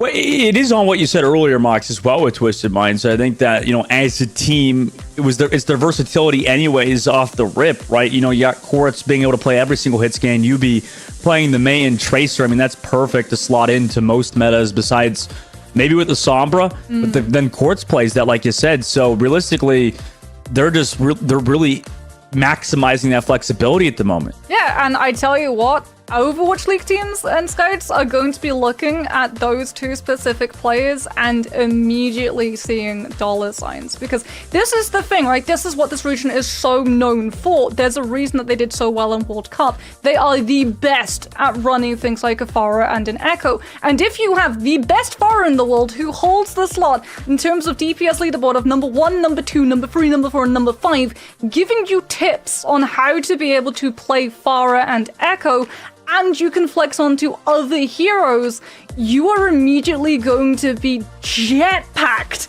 up in terms of your value that you offer a tier 1 team. Quartz and Yubi are about to spark an absolute bidding war. Yeah, I can't wait to see those two obviously get those negotiations. I like how you brought up ranked, by the way. Next map will be coming up shortly, but you know, bringing up ranked, that also brings up memories for me, because there's always some drama too, because Yazan's a good player, right? But I'm curious if he has some connections, you know, in the ranked ladder. It's very important, Moxie. It's very important. Nubani will be our next map, by the way. That's the map that Triple Esports choose. But you need connections to ranked ladder because, you know, obviously some people are going to try harder when you're in their games. If you're in there and trying to get rank 1, you tell them, you know, hey, wink, wink, nudge, nudge, play harder in my games. Maybe not as much in these other ones. So Yazan being ranked 1 through whatever, you know, that could be a little sus, actually, you know, to be honest with you. I mean, I got ranked 1 at one point and was trying to get ranked 1, but there was a little guy named Unco blocking ranked 1. He had like 5 people like just throwing my games on purpose because they were just like, oh no, we can't let him get ranked 1. We gotta have Unco get ranked 1. So I'm just saying there's some like drama there with the ladder and the leaderboard. There's always that, you know, the social network that kind of controls things. But Moxie, Twisted Minds, as well as Triple Esports taking us to Nubani, will be subbing in Lambda. And there you go. There's that player you're talking about earlier that really locks a lot of the Echo and Farah for this team. Yeah, this is the traditional Echo player. This does make a lot of sense. Twisted Minds going to be seeing Numbani coming up. Alvacate more than likely also going to be trying to play around this Echo, and it forces, although yes, we've seen Quartz be able to flex onto it, you still want your actual mainstay Echo player to come in and play this specific hero on this specific map, just of how good those Echo dives can be, and Labrador is one of, if not the best Echoes currently in the EMEA region at the moment, where you are going to be looking for those dives, looking for those targets to get low, and absolutely shredding them within seconds. And that's worrying. Foxy, you know what I just realized too? You know how because I was getting sad. I was like, you know, we won't see Lambda versus Yazan anymore, right? But because they're on the same team, we might eventually get the lineup of Lambda on Echo and then like Yazan on the Fair or something, yeah. right? And then we're That'd be gonna get cute. to see Calyx get to play Flora's Lava with Mercy and never ever run out of GA. Yeah, that'd be horrific to deal with, obviously. But you know, we'll have to wait and see if Twisted Minds play against some of these other teams and mix up with their lineups. But obviously, this is the one they're going with. And you know, shout out to Twisted Minds. I think that we saw a little bit trolling earlier from which I like, obviously. But Twisted Minds, it seems like Moxie, they always take their opponent seriously. I don't think we've ever really seen many games at all where Twisted Minds just takes it easy, right? Yeah, no, 100%. I think you can see as well a lot of sort of after effects of 3 of their 5 players coming through from Ex Oblivione, a team that were also incredibly serious and would just treat every single game that they were in, no matter whether or not they were winning, whether or not it was an absolute stomp, they would still be taking it 100% seriously and going full try-hard form, the way that you do want to see this esports scene, because it's not always about who you're facing, it's more about what you're projecting to the rest of the world, right? Tier 2 is under the umbrella of Path to Pro. In fact, there it is. If you want to actually talk about Path to Pro, hit us up with the hashtag OWPTP2023. And these players are very much vying for spaces at that #1 spot. Worlds has done a lot to be able to show a lot more recognition for some of these regions who didn't always get that avenue of recognition. But Contenders is still one of the best platforms alongside Collegiate for these players to actually get bounced up into AL. You're right, and very good point. Twisted Minds have done themselves a favor with how they've been playing, so far. I imagine even, I've heard from AL scouts and talent, they're just like talking about Twisted Minds and how they're, even for Pro-Am, we're not really a team to take lightly. I mean, to beat Overwatch League teams is crazy. So, no matter what team it is, obviously they swap over to that Echo, and Triple Esports on their defensive side have that Diva with their own Echo. Yeah, KSA going to be playing the Junker Queen, probably the best Junker Queen. I said maybe Chase Torch in the EMEA region. Just trying to play for that sustainability, get that presence towards that high ground so that Labda gets an avenue where he's able to cross from main towards the Diva mech, or even look for an into the backline. There it is. Oh, nice sleep from one there as well. Nice to see him back on that. Alvacate's able to take down KSA. KSA went so far out so early on. Yeah, it's really weird to say that Triple Esports probably are actually finding this composition against Twisted Minds more comfortable for them to play into, but you also have to remember that one has played many Contender seasons, being the Ana with Ange, being there on the Mercy pocket for Yazan, so he knows how to take care of himself, he knows how to be able to land these sleep darts and these nades, and for Nambani, this is Ana's best survivability in terms of the angles that you can pull back to without relying on so much peel from the rest of your team. Let's see if they can keep things up here. Obviously, on the defensive side, they try to walk out again. Quartz gets removed by Alvacate, but Alvacate gets traded by Labda. Resurrect from Ange gets hit by a lot of the abilities from KSA, but the res still comes through regardless. Meanwhile, Quartz also gets res on the side by Kelix. So, everything kind of evens out yet again. Twisted Minds. KSA gets poked down so low. Has to play it still on the outside, knowing that Alvacate has the aggression. Poppy ready to go. They also have a nano boost and a little bit more ultimates to work with. To go aggressive on to Kelix and to Labda. Alvacate perfect engage with the nano boost. Slay eventually will fall. Make that a 3K for Alvacate in that fight. That's the danger of the Echo. The second that those targets start dropping low, that beam absolutely evaporates you. 2,266 damage done. More importantly, damage taken, 1K. When you're playing up against Labda, when you're playing up against Quartz, this is a team that's trying to set up a crossfire to be able to trap you in the middle of it. Alvacate is doing such a good job of being able to evade it all. Yeah, if I'm not mistaken, the roster, he's a sub player too for them. So been, full force for Triple Esports with this lineup. They have ultimates to work with here as well. Kitsune rush from Slay as they try to walk out, take some space. On uses the Valkyrie, one of the best Mercies in the region.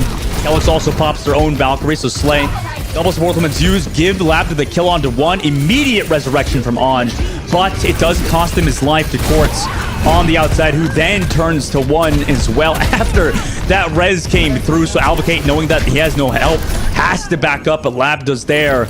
It's a bit of a bodyguard on the retreat. Twisted Minds, with about a minute left, will take point A. Yeah, it's the absolute bread and butter of this composition, right? Force the Mercy out of position with a horrible resurrection. And unfortunately, like you said, it does bring one back, but it takes the Mercy out of the equation, and as a result, Advocate loses that pocket, and Labda and Quartz just get to go to absolute town. as Twisted Minds now can put Quartz into a really annoying position. Make it pretty hard for them to be reachable, especially for Sharp at the moment on the Tracer, who does have the Pulse Bomb, but needs to find a safe way of being able to get in close enough to use it, and have to wait for the Suzu as well. Don's able to find Quartz, though, early on. Nice work for him to kill Quartz through his team. Also with Bob out, the Rampage was committed from KSA, so Twisted Minds do want to win this. They're able to find one and on. Supports are removed. Sharp's Pulse Bomb was able to find Kelix, but KSA still destroying Dawn to the moment, who doesn't even want to use the Diva Bomb because he's missing supports and missing a lot of team. And they know that the cart is not really moving because Sharp kills Slay too with Albacate, so the DPS of the Triple Esports kind of brought things not fully back, but at least made things a little worrisome for Twisted Minds. Yeah, so KSA knows with the Junker Queen, the Shout, the essential mini sound bar, like Winston's with Primal, you can play a lot more aggressively away from the line of sight of your backline. But Triple Esports take advantage of that. Dawn actually distracts the Junker Queen long enough that Sharp and Advocate can find themselves into the backline, and without that tank to be able to peel that notice away, Kelix and Slade do get themselves pretty vulnerable targets, as Dawn still has to self-destruct. Triple Esports can still try and contest this next fight, especially given the fact that Twisted Minds don't have a shield to be able to hide from it. Nano engaged with the ankle of Albacate, still sitting with the copy as well. In just a sec, could use it. Labda gets the copy, goes for Ana. We've been seeing this a lot to go for anti-grenades, but immediately is removed out of the copy. They do have the continued rush to the payload. Sharp took that copy out. Quartz now Pulse Bombs out, unfortunately, to whiff in this fight. Albacate with the copy, able to copy the Junker Queen and use the Rampage, but no connects on it. Now out of the copy, so much damage, but is able to get healed up. Triple Esports still in a decent spot. Dawn will drop out an aggressive Diva Bomb, but no kills are found from it. Sharp's able to get Quartz, though. Pulse Bomb committed from Sharp there as well. Won't find a kill, but through that kill that Sharp just got, they're able to regroup on the payload. Rampage committed. It's 4 members of Triple Esports. Perfect Rampage from KSA as Slay and Labda combined for both Dawn and 1 as well. There's only 1 member on the payload. It's Sharp, and he's removed from Labda. Twisted Minds will be moving on to 3rd. Yeah, immediate follow-up on that Rampage, punching the fact that 1 and Anj are not running the Kiriko, and as a result do not have the means of being able to cleanse it. Dawn is actually going to swap on to a Mirror Junker Queen, but Quartz being here on the Sombra now rather than that Tracer is going to make it pretty hard for the Junker Queen to actually find the aggressive angle that Triple Esports are looking for. You can hack them to stop the shout, and then Labda with the beam and the stickies can absolutely rinse the Junker Queen out of existence. Twisted Mind still got this payload pushing forward around the corner, looking for more stagger kills. Albacate does have the pocket, though, from Anj in the back. Double support ultimates coming up in a second for Triple Esports. They also have the copy and a Pulse Bomb as well. Sharp coming around that mini side. Has to give it up, knowing that Twisted Esports are looking at it. Ready to go on their engage as well. Now Nano engaged from Triple Esports. They go first. Twisted Minds are trying to counter dive it, but Albacate found Kelix. Labda does trade back 1, but it's Albacate to find KSA. That card's almost about to get the checkpoint. Oh my god, but there just in the nick of time. Labda comes through just to get Anj, but does trade his life for it. Okay, breathe a sigh of relief. We're still on, it has been 1 day since we've seen a letter number. Advocate still as well getting to hold on to that copy. I like the fact that 1 actually now swaps off of the Ana onto the Kiriko to be able to match with Slay. Slay is going to have that Kitsune Rush, as well as Quartz coming in with the EMP. They need to be able to have the Suzu to at least cleanse some of those effects. EMP ready to go from Quartz. Labda's already found Albacate. That's terrible for Triple Esports. They also lose Anj, who just popped the Valkyrie. That ultimate is removed. No copy for Albacate either. Twisted Minds, perfect engage from them with the Kitsune Rush. Now pop the Valkyrie, the copy as well on top of it. And Twisted Minds, amazing engage. 53 seconds left. Capture Nubani. Triple Esports, unfortunately, were backed up into a really tough corner in terms of where they wanted to be able to hold on the defense for that last fight. They couldn't move too far away from the payload because Quartz on that Sombra would just have stealthed past and put pressure, potentially even finding that back cap. But if you don't keep the pressure angle towards those chokes, you're never going to be able to make that first move. And by the time the EMP comes through from Quartz, it's already too late for Triple Esports to be able to turn around. Now for Triple Esports on their attacking side. I mean, do they gotta feel some semblance of hope here, Moxie, because they did stop Twisted Minds? Or not, they didn't stop Twisted Minds, rather bring them under a minute? I think so. Again, like, this is a very fast composition. that is engineered to take point A incredibly quickly and also without ultimates being built up. That's one of the beauties of this Echo, right? You have the beam, you have the stickies, and they're on a natural cooldown as opposed to built up over time. And as a result, any dive, any actual aggression forward from this attacking team can actually turn into a full commitment to the fight, as opposed to when you're running something like a Winston with an Ana, you have the Winston burn a lot of time off of the bank, just eating into your own action because you have to face tank and build the nano up before the team can actually find the confidence and damage to be able to burst through a defense properly.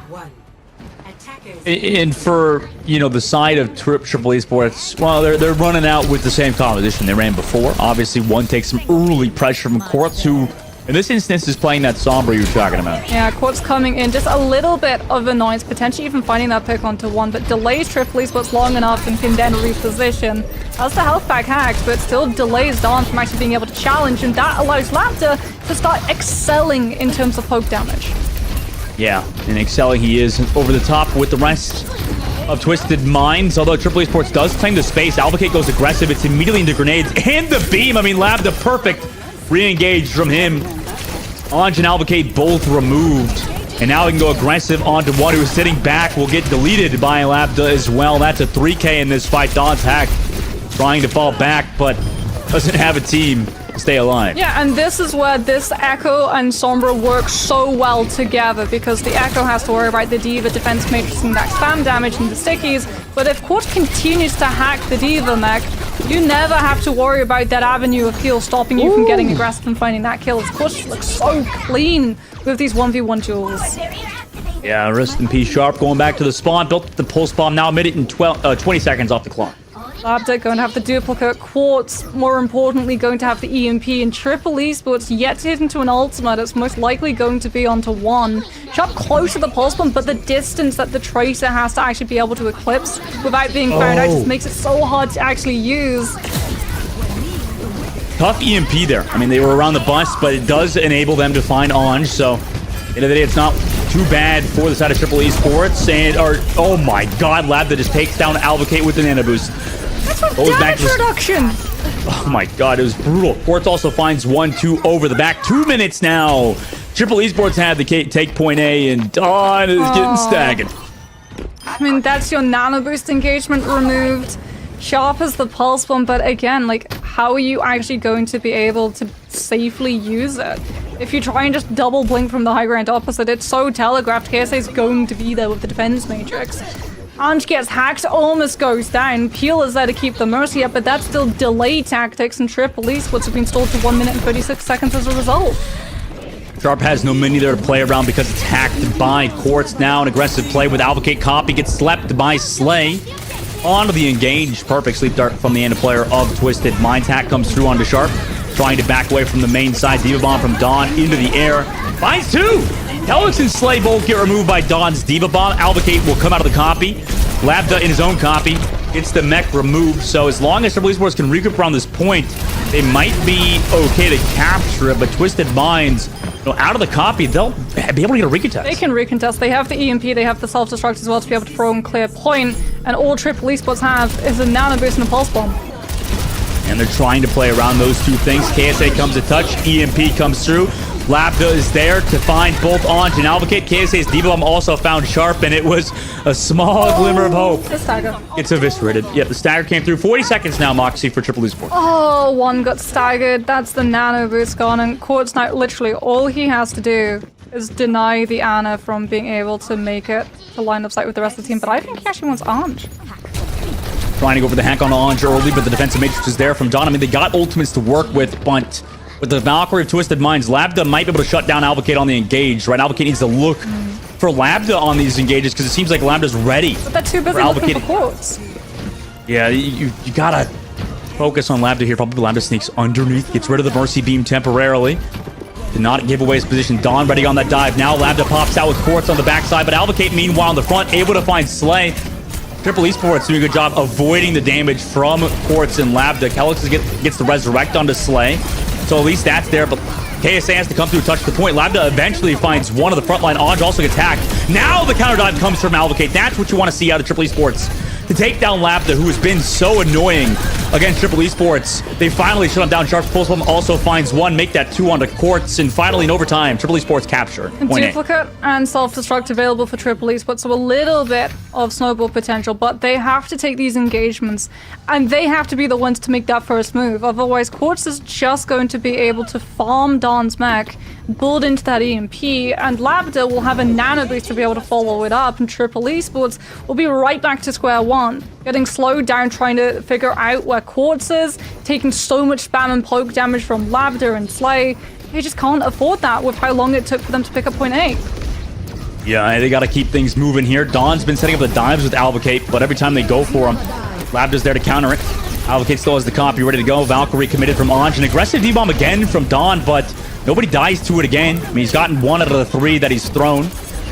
Alex almost died, but does have the heals from Slay on the inside. They built the mana boost. Now a minute and 30 seconds left to go. Alvocate goes for the copy, comes back for the peel, but again, Lambda's just free with his own nano boost. Takes down Anj already. EMP still available for Quartz, but doesn't even really have to use it because they're up in this fight. Lambda's copy is still diving onto one. KSA also there, double diva dive, able to find one.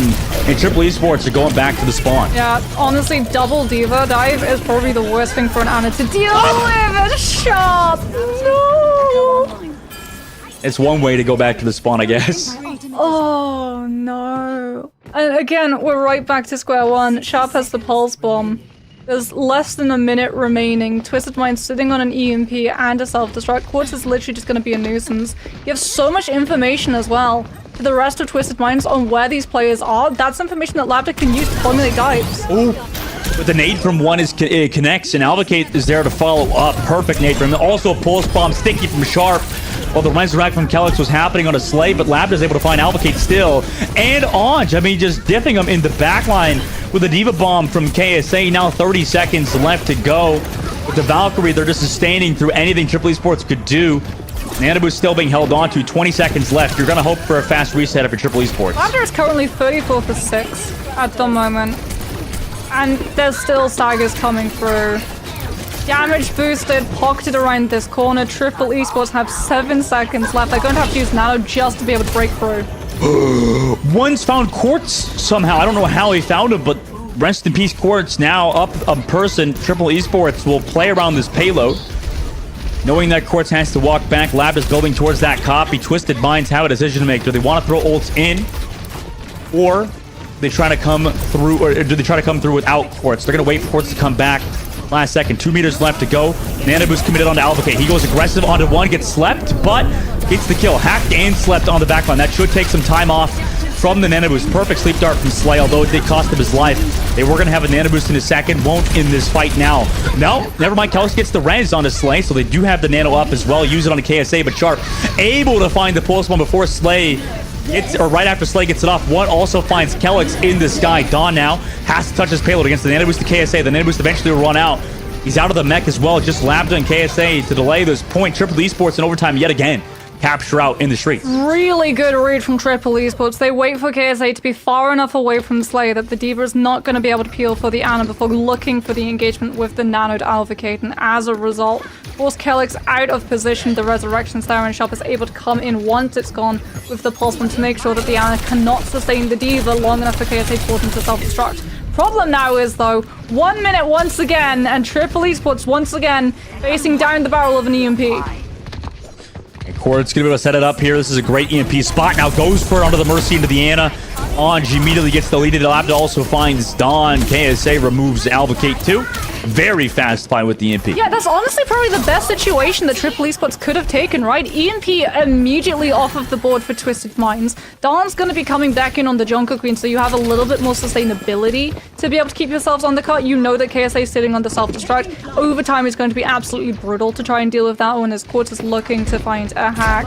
Try and deny any of this Junker Queen's abilities. Wants to get Einstein low enough, but doesn't actually go for the hack first of all, so doesn't have the extra burst to be able to take the Mercy down.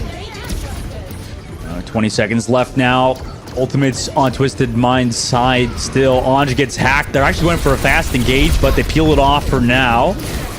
Triple Esports does. Diva bomb by KSA there in the open as well. Labda goes low, but does have the pocket from Helix. Meanwhile, Triple Esports also have their pocket with the Valkyrie. Sharp still sitting with this pulse bomb, looking for Slay on the back line. Alvacate's able to find Quartz with the nano boost, so that's a great opening pick. Also looking for Kellich, trying to avoid that damage. He actually does so almost until Sharp is there. Sharp also eventually found that pulse bomb onto Slay, so the Tracer player of Triple Esports alongside the Echo of Triple, able to find those 2 kills. And if they capture it with no time left, it might not matter because it's below a minute for Twisted Minds. So Triple Esports capture out and give themselves a chance to win New Bonnie. Yeah, that Junker Queen swap is honestly absolutely huge for Triple Esports. Normally, when you're trying to sustain in one of those like overtime pushes, you have to save the nano boost for your tank to make sure that like your Diva keeps the mech or your Winston's able to build towards the final. Junker Queen has the shout on cooldown, so you don't actually have to use the nano boost to make sure that Dawn is able to survive, and as a result, it can go into Alvacate, and Alvacate gets to play aggressive, gets to play that pseudo-tank role where he gets to push super deep into Twisted Mind's backline, that he draws out so much attention from the rest of the team, and Triple Esports, more specifically Sharp, gets to capitalize on the distraction, finally getting that space that the Echo provides for the Tracer to land the pulse bomb. And for Triple Esports, they'll be going out of the attacking side because they had less time in the bank than Twisted Minds, who have 1 minute and 53 seconds. They have 1 minute captured on New Bonnie. You know, Moxie, I think I would like to see Triple Esports get... I mean, they're going to have like 1, maybe 2 fights here, right? It's going to be so hard. Just one on their attacking side, right? So they have to make it count. Potentially they're going to get 1. Here's the problem. Twisted Minds never just allowed them to walk up to point A. Ever. Quartz was always there, Labda was always there, Slay was always there. Every single time Triple Esports tried to walk any far distance outside of their spawn, one of the Twisted Minds players was there making them turn back around. And like you said, when you have that slim a time bank, Triple Esports, if they look back behind them once, they don't have the time to be able to build up into these ultimates. I mean, so many good fights. Triple Esports, or Twisted Minds, got on their defensive side, but it just wasn't enough to stop Triple Esports from fully camping out. And we're still waiting for the attacking side to come through. I imagine a pause happened. 43 seconds till third round happens. Twisted Minds on the defensive side, Moxie. It looks like they're locking the Sombra again. Yeah, I mean, it works out so well. Like I said, they understand, right? The time bank that Triple Esports have available, and Quartz has been just an absolute nuisance. Keep an eye on where that Sombra is going to be. It's probably Quartz going to be popping up somewhere close towards their spawn if they do decide to play that stall tactic. But I think he's just going to wait on the high ground. Maybe just to hack Don's mech. Hashtag OWPTP2023 if you want to let us know how you're vibing today. Doors now unlocked. Triple Esports going to stick with the Tracer and the Echo. Here we go. Quartz pinging out the locations. Already trying to chunk Ant down low. You can see that Twisted Minds want to take this Mercy down. Quartz dueling with Sharp above the high ground. Meanwhile, Labda and the rest of Twisted Minds just removed on instantly. Goodbye. Out in Baby Diva form already. 34 seconds left. I mean, he can't even jump off the map or anything. What are they going to do? I mean, they're not even allowing Don an angle. There we go. He had to find the long way around the map. He went to the back. All the way around the sideline, right where that halfback is. This is just Stagger and Stall and Triple Esports are just going to be picked apart. Twisted Minds turning into absolute vultures and cleaning this carcass. 10 seconds left to go. Don switches to Winston, of all things. I mean, he's a very good Winston player. Uses the jump 3 early. seconds left. He used that jump. Somebody touched, though. It looked like Sharp touched the objective. Did have, or I don't even think a recall. He just went to the backside, can touch it again. I mean, he's been a hero for Triple Esports at the moment. Don gets hacked, though.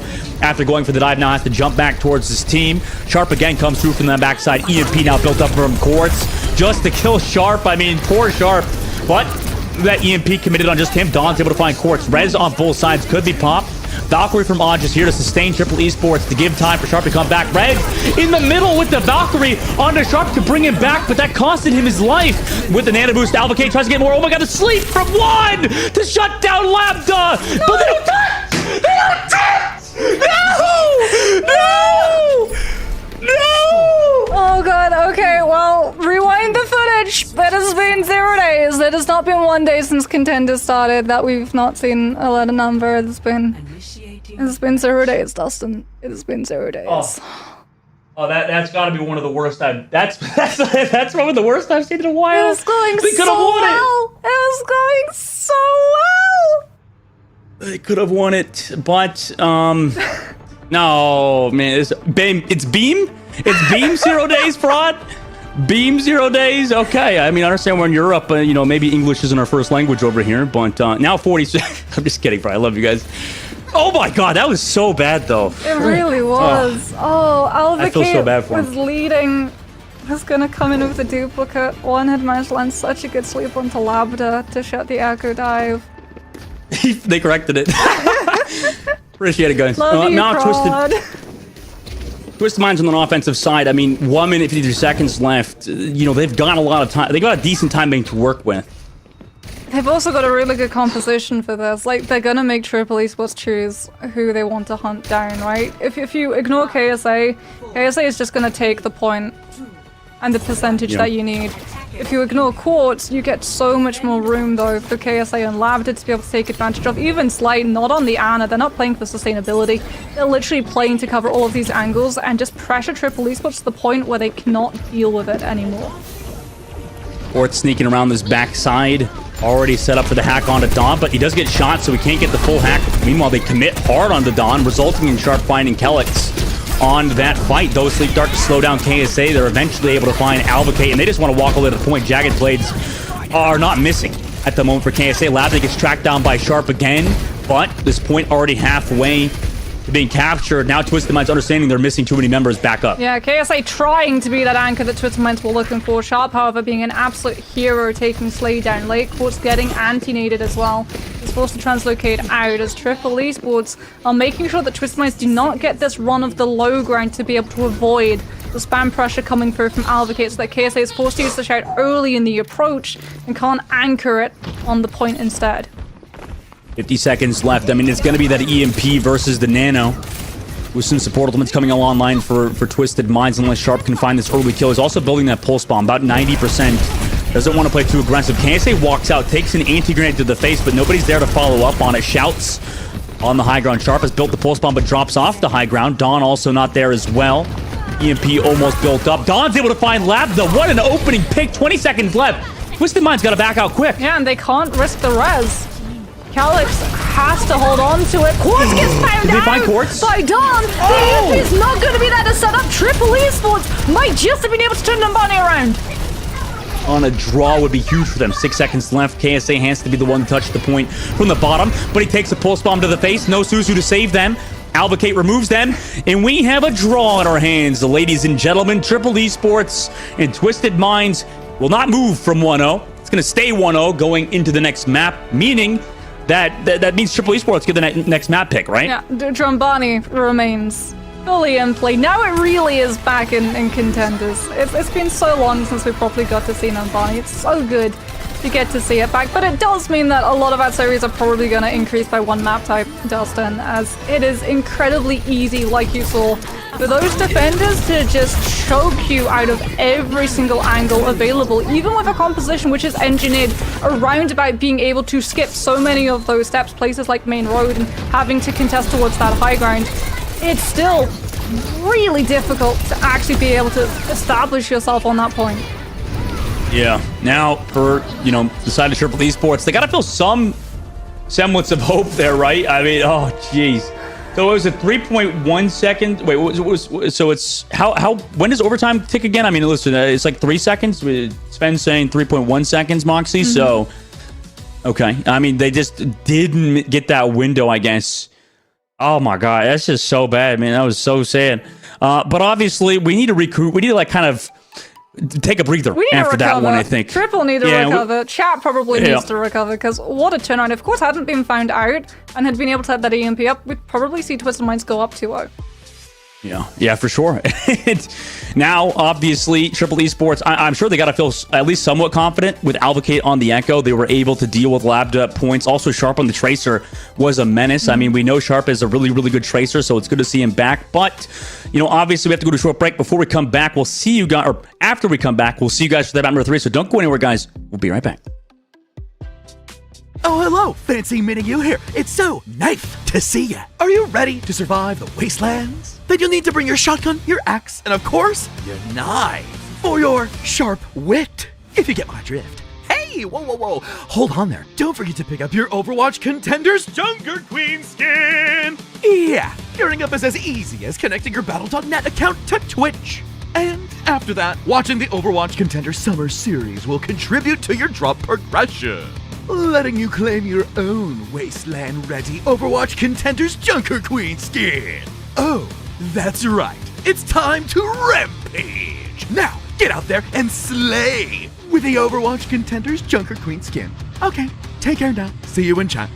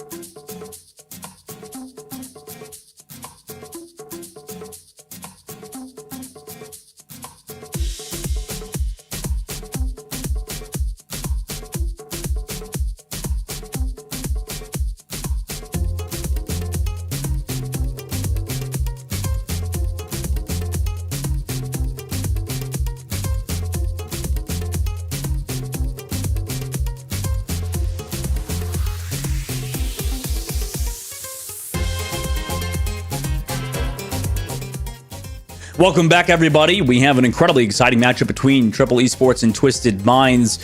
Only 1-0 so far, and we're going into map number 3. That's because Numbani was a draw. Now the next map we're going into is Watchpoint Gibraltar. Yeah, this is always going to be a really interesting one, right, for a lot of these teams, because you can play the Winston here, you can play the D.Va here, you can play the Echo here. So it's going to be up to both of these teams to try and decide whether or not they want to, for Twisted Minds especially, if they want to put Quartz with Yubi, or if they want to actually retain Lapta's position, especially given the fact that we saw that Advocate was able to flex towards the Echo and answer Lapta's threat pretty decently. In fact, I would say that the biggest problem that Triple Esports faced through all of Numbani was Quartz. That Sombra was having some shenanigans towards Spawn, and especially to try and deal with Dawn's Mech 1 and just Anja's mobility on the Mercy pick as well. Yeah, we'll have to see if maybe both teams... well, could you even draw on... I don't remember. You can draw on regular escort maps, right? Yes. It's like only if the payload doesn't push, yeah, right? And that's about it. If no one touches the payload, then you can technically draw. It's the same for push if no one touches the objective. But I mean, a whole lot of things would have to go horribly, terribly, awfully wrong for that to ever happen. Oh yeah, or I guess if it goes through the checkpoint, which is when the door's opening, yeah, that could also happen. Yeah. But obviously there's no reason to really talk about draws. I guess it's just because last map, I mean, what horrific situation for Triple Esports, who were so close to just winning on Nubani. Obviously, that's on the drain now, and now they have an even larger hill to climb because Twisted Minds, I'm sure, you know, they've got a fire lit under them because going to Gibraltar, you know, we have to see if, first of all, if they make any subs potentially.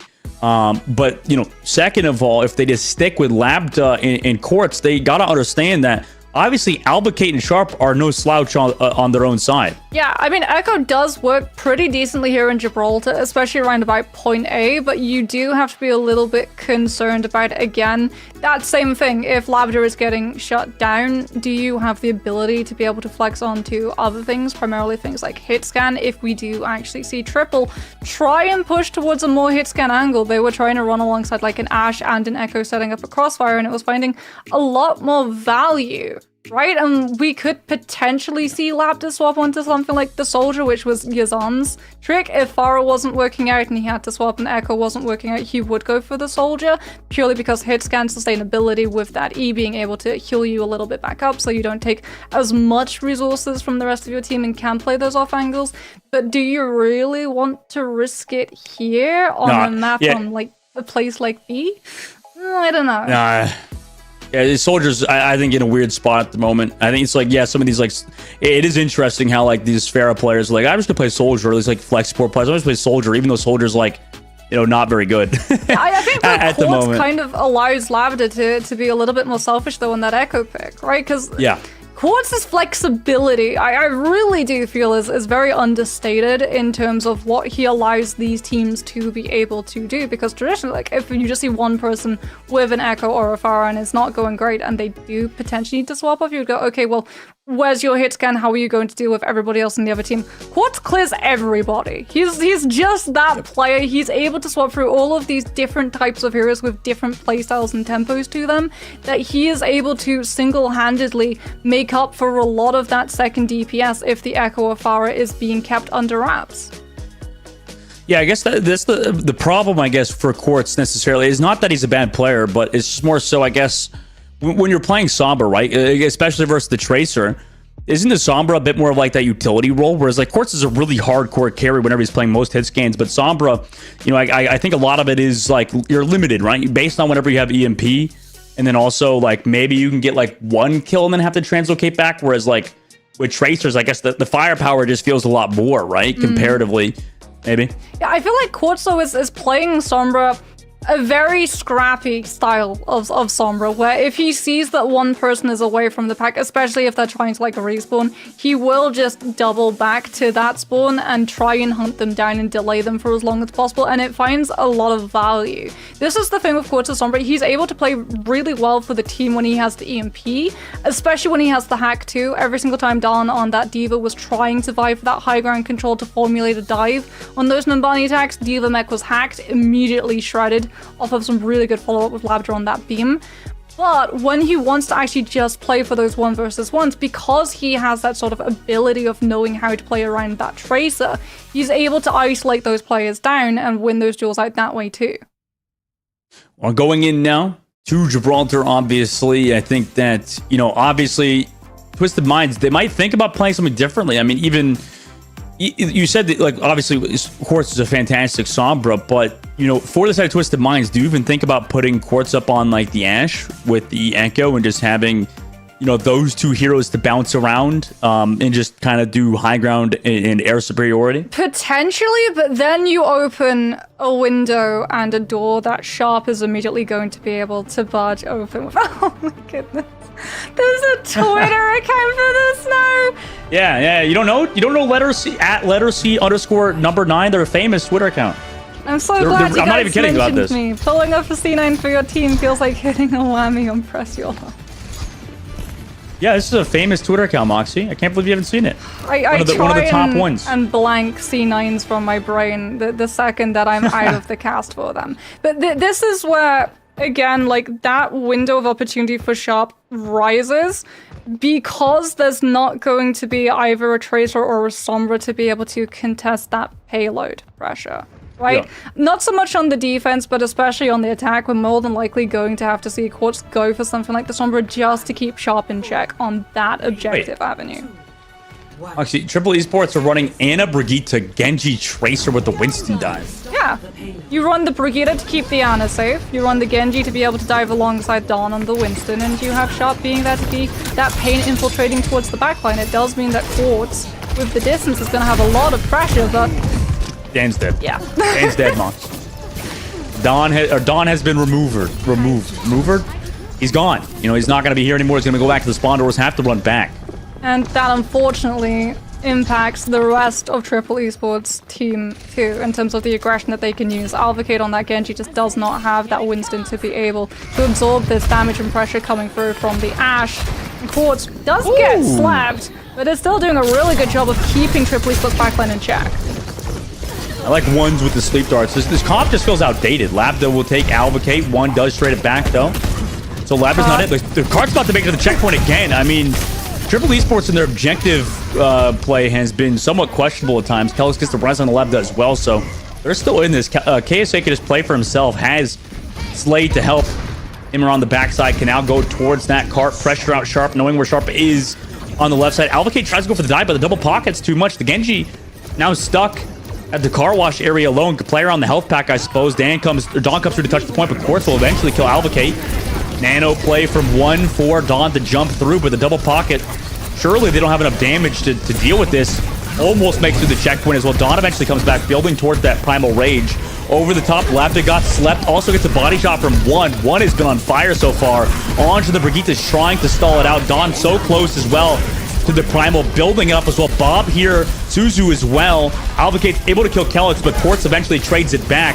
It can still stall. 0.82 meters left. Kitsune rush here, and the copy. Quartz finds both Alvacade and 1. Dawn pops the Primal Rage, though. Needs to stay on that payload. Slade's able to find Sharp, though, so no more Sharp in this fight. The Sleep Dart copy eventually tried to come through, but Dawn's able to get Slay, and nobody can push that payload versus Ange with the rally. Kelly's got a boostio, by the way, with the copy from from Labda, but now they're all back. They're here to crush everybody on Triple Esports. The Blade Gun comes out. It's into a rampage, so he burns the dynamite, and all Twisted Minds need to do now, touch that payload for 0.82 meters. Now they're going on a second. And now they have snowball potential for this neutral fight. Labda has so much more damage. Alvacade now off of the Genji is forced to go for that mirror into the skies. Both of these teams are going to be vying for control of ship. As Slate takes a lot of aggressive angles, sees the recall come through, wants to be able to land this kunai onto Sharp, but has to hold on to the Suzu knowing that the pulse bomb is that. Slay's been consistently one of the best flex supports in EMEA. Labda, by the way, has found 1. Resurrect comes through because Dawn came with the bubble. 3 minutes and 30 seconds now left in the second fin. This is why ship control is so important for both of these teams. Twisted Minds are going to be able to find early pressure on the back line. Triple Esports need it to shut down the Pharah. Labda gets slapped and anti-nated, but the damage has already been done. No one is looking at him right now as Dawn just tries to survive a little bit longer, but that's such a steamroll of B. I don't like this. Sharp swapping into the Widowmaker now.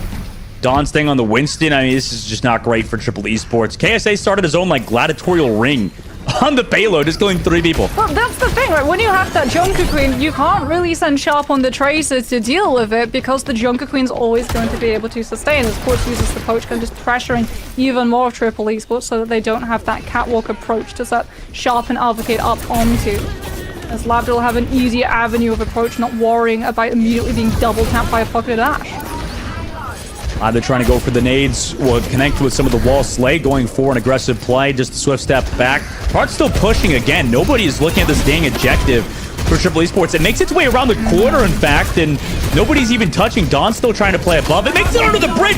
Who's going to touch the freaking payload? Finally, Dawn drops down. Alvacade's get the nano. Eventually into a copy 2-1 is able to find Labda, but the resurrect comes through immediately from Kellis after the copy came through from Alvacade. Kitsune rushes well here towards that cart to keep KSA, able to do whatever he wants to do realistic on this payload. Jagged Blade connects into Dawn to bring it back while he's burning, but Alvacade's gone, and I swear to God, Dawn has done nothing. Okay, they capture at this point. Moxie, Dawn just did nothing that entire map. I swear to God, he's a great player, but the Winston, that was just not it. No, not into the Junker Queen, and that's the problem. Dawn knows this. As a result, he decides, instead of like throwing himself directly into the Junker Queen after just immediately evaporating in that first dive, he doesn't want to actively contest that payload movement because he's just going to be playing into KSA's hands. He's never going to be able to win the duel. He's only going to allow KSA to come into the Rampage charge a lot more often. And as a result, KSA just gets to free push that payload because Sharp can't contest. Advocate's busy trying to deal and keep a lid on Lapdor and Quartz at the same time. On just constantly having to fly between every single person looking for those resistance. The early picks are always there for Twisted Minds. And we just see snowball after snowball after snowball. Yeah, maybe a Sharp, I guess, was on the Tracer, but yeah, there's so many things wrong for Triple Esports. Not just Dan, or Don, sorry to call him out like that, but you know, obviously, yeah, the draw on Nubani was pretty crazy. Rooney Suzuki, I mean, yeah, that was a really insane thing that happened on Nubani. If you want to use our hashtag OWPTP2023, you can see your tweet featured as well on the broadcast. And now Triple Esports, I mean, they have a large time bank, or Twisted Minds have a large time bank on the defensive side. This is daunting. Yeah, Sharp needs to be able to play to the fact that Twisted Minds aren't running Yubi and therefore don't have the Tracer, nor is Quartz going to be on the Sombra. You need to have the rest of your team provide a distraction and do exactly what we can see Sharp right now, pushing the cart forward. It's come through. Quartz already finds Anj on the Brigitte. Opening pick will slow down Triple Esports. KSA is actually going to be on the Diva. So that's the problem that Sharp has to contest with. It's not a Junker Queen who's going to be able to win the fight 1 versus 1. It's a Diva who's going to be able to be even more annoying since you have the boosters and can play both the high ground and the low ground to peel not just the payload pressure, but also your backline pressure too. Well, the pressure as well into Albacate and Sharp, who are trying to flank all the way around at the moment, but the cart's still not pushing. Objective play is very important. These players need to maybe realize that KSA has that double pocket from high ground. Okay, yeah, they're trying, but KSA's mech is just surviving. And goodbye, Don. Goodbye. Yeah, he's just doing whatever he wants. Don, you know, jumps in and is just an ult battery, it feels like at this point, for Elabda, who is already built a copy. Yeah, and like I said, that's the main reason why we saw Triple Esports take a little bit of a backseat approach in terms of how they defended last round. And unfortunately for them, they do have to feed themselves into Twisted Minds Blender at the moment, as Labrador just poke pressure and some really nice angled shots. Has that copy built up already? KSA is just not letting them push the cart. It's just sitting on the cart with the double pocket since the dive is taking so long to set up for Triple Esports. They can't even get on the back line. Now the nano comes through from Labda as Dawn comes back for the peel. Over the top again, that cart still has barely made its way around that bend. Dawn doesn't even have the shield cooldown now. Nades connect onto one. Copy still available. KSA's already found Albacate. Nano engaged from Dawn is here. Goes for the second jump onto the back line. They have the peel for it. Dawn pops the Primal Rage though. Quartz is able to shoot one from across the map. Sharp also on the back line playing. Has to deal with a dynamite. Grabs the mini to cleanse off that fire as well. But eventually the Primal will run out. Copy as well. Eventually for Lab to run through. And Twisted Minds still are stopping Triple Esports at this corner. Yeah, and here's the problem, right? In the entirety of that fight, Sharp was backing up the dive. So as a result, the payload hasn't moved, and Twisted Minds, when Triple Esports reset, are going to once again be able to take the fight on high ground. They're just stuck. I mean, like, what do you do at this point? You're playing in like an archaic caveman composition with a Genji Winston dive. And in the meantime, Twisted Minds are just playing futuristic Echo composition. Sleep Dart comes through, but the defensive matrix is there, and Genji can't kill him. Look at that. Can't even do crap because you're playing Genji in this composition, but eventually we'll back up. Now a minute left. Yeah, Dawn just not able to chunk them down low enough, nor Sharp to be able to open the door for Alvacate. Blade is there, but Nano Boost isn't. One will be able to put it up relatively quickly. KSI almost gets DMAC. There it is. Yay! We'll be able to. Diva gone. Finally, this payload can start to move. Woo!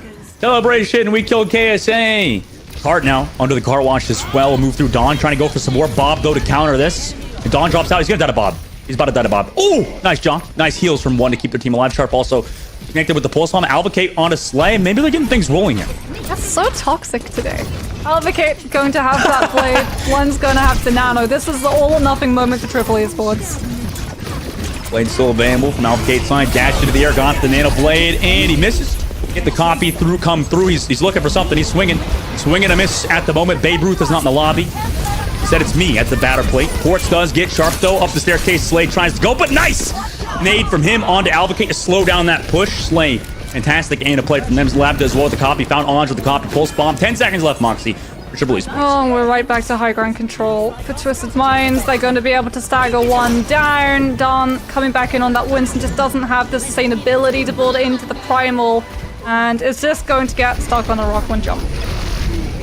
Yeah, Don gonna go down. So does Anj. And Triple Esports will now be up 2-0 in the series. Mentally, I'm wondering, Moxie, where Triple Esports are at, because the last map was so close. This one, they looked lost. Yeah, again, like, they have the right idea when we see that nano boost dive engagement onto Don. The problem is that Sharp accompanies. And I don't know why Sharp prioritizes trying to find the kills, which is far more dangerous and puts you into position of being just one-tapped by the Ashe, instead of pushing the payload. Because then, even if you lose the fight, at least you've been able to clear the high ground off of these members of Twisted Minds. This exact moment right here is where that payload should have been pushing. No one on Twisted Minds was actually contesting because KSA is actually trying to deal with the peel that came through from the Nano Booster Dawn that had jumped in a couple of moments before. Yeah, I think, it was really a hard map for Triple Esports. They're going to have to refresh, I think, Moxie, leading you to the next one. As we move forward on to push, they didn't look that bad with their compositions earlier on Control and New Bonnie. You think they're going to run back to something along those lines? I would expect so. I think they have to be incredibly worried, however, again, about just how flexible Twisted Minds are. This is what is absolutely terrifying about this team. You look at them in the earlier runs of Contenders.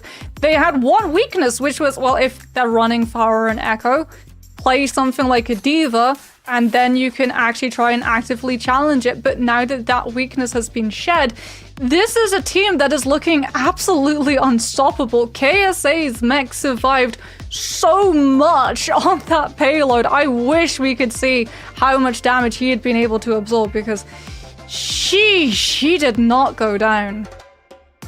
No, it was so tough to kill him. And whether that be compositional differences or just overall team play, we'll have to see on the next map. But obviously, they have to decide what the next map is. Triple Esports, Moxie, I don't know, what do you even take him to, right? I mean, the map, we got New Queen Street, we got Coliseum, we got pretty much every push map, Esperanza as well. I mean, what do you take him to? They're still, I think at this moment, still deciding what to choose. It's gonna be a tough one, right? If you go to Esperanza, obviously you are remembering Quartz popping off on the Cassidy. It's probably his strongest map on that hit scan. Moxie, no, careful. I'm sorry. Every time you say it, he doesn't play it, Moxie. Every time you say it, I swear the players are listening. That is correct, but you still have to worry about that potential being floated from Twisted Mind's side, right? If you go New Queen Street, you open up the door to just be harassed by Quartz 24/7 on the Sombra.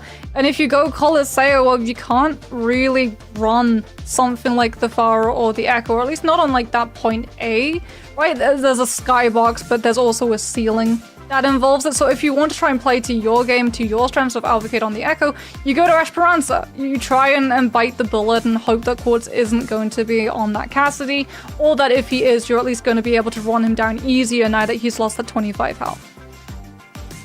And well, they chose Esperanza in this case, Moxie. Triple Esports maybe trying to do a little bit of a prayer circle for, well, actually not. Maybe they're trying to dispel the idea of Quartz on the Cassidy on this map, because obviously, like you said, I mean, he's had some stand-up performances on that hero here, but they're probably gonna have to mix things up. Obviously, I think when Dawn was playing the Diva, it was a bit better for the side of Triple Esports. And on that previous map, where I think overall KSA has taken a whole 3,000 damage less than Dawn at the moment. It's been tough for the main tank player Triple Esports, and yet I think somehow the series is still a lot closer than that last map maybe led us to believe. Yeah, and honestly, I like the fact that Triple Esports are not being spooked off from taking us to this map. They're not trying to play towards something that maybe moves away from their strengths.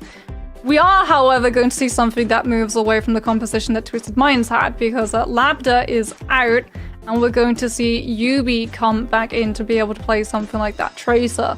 And this is where KSA can really properly play into that dive coordination, or even if you want to, you can play a little bit brawly heavy. You can go for that Ramatra. You know that Quartz as well as Yubi can play things like the Mei, the Reaper to be able to give an advantage to that one. You have the sustainability, and you can rubber band into a lot of these fights as well. Okay. We'll see if it works out for Twisted Minds. Obviously, playing that same comp they did earlier with Yubi in the game. I mean, has been able to flex over to that main, the Tracer, so consistently. In Esperanza being the next map, obviously, you know, they're trying to stick away from those Echo compositions previously. Now, for Triple Esports, I mean, Oxy, do you think they try to play what they did earlier? I think on Control, I think they still ran the Genji, right?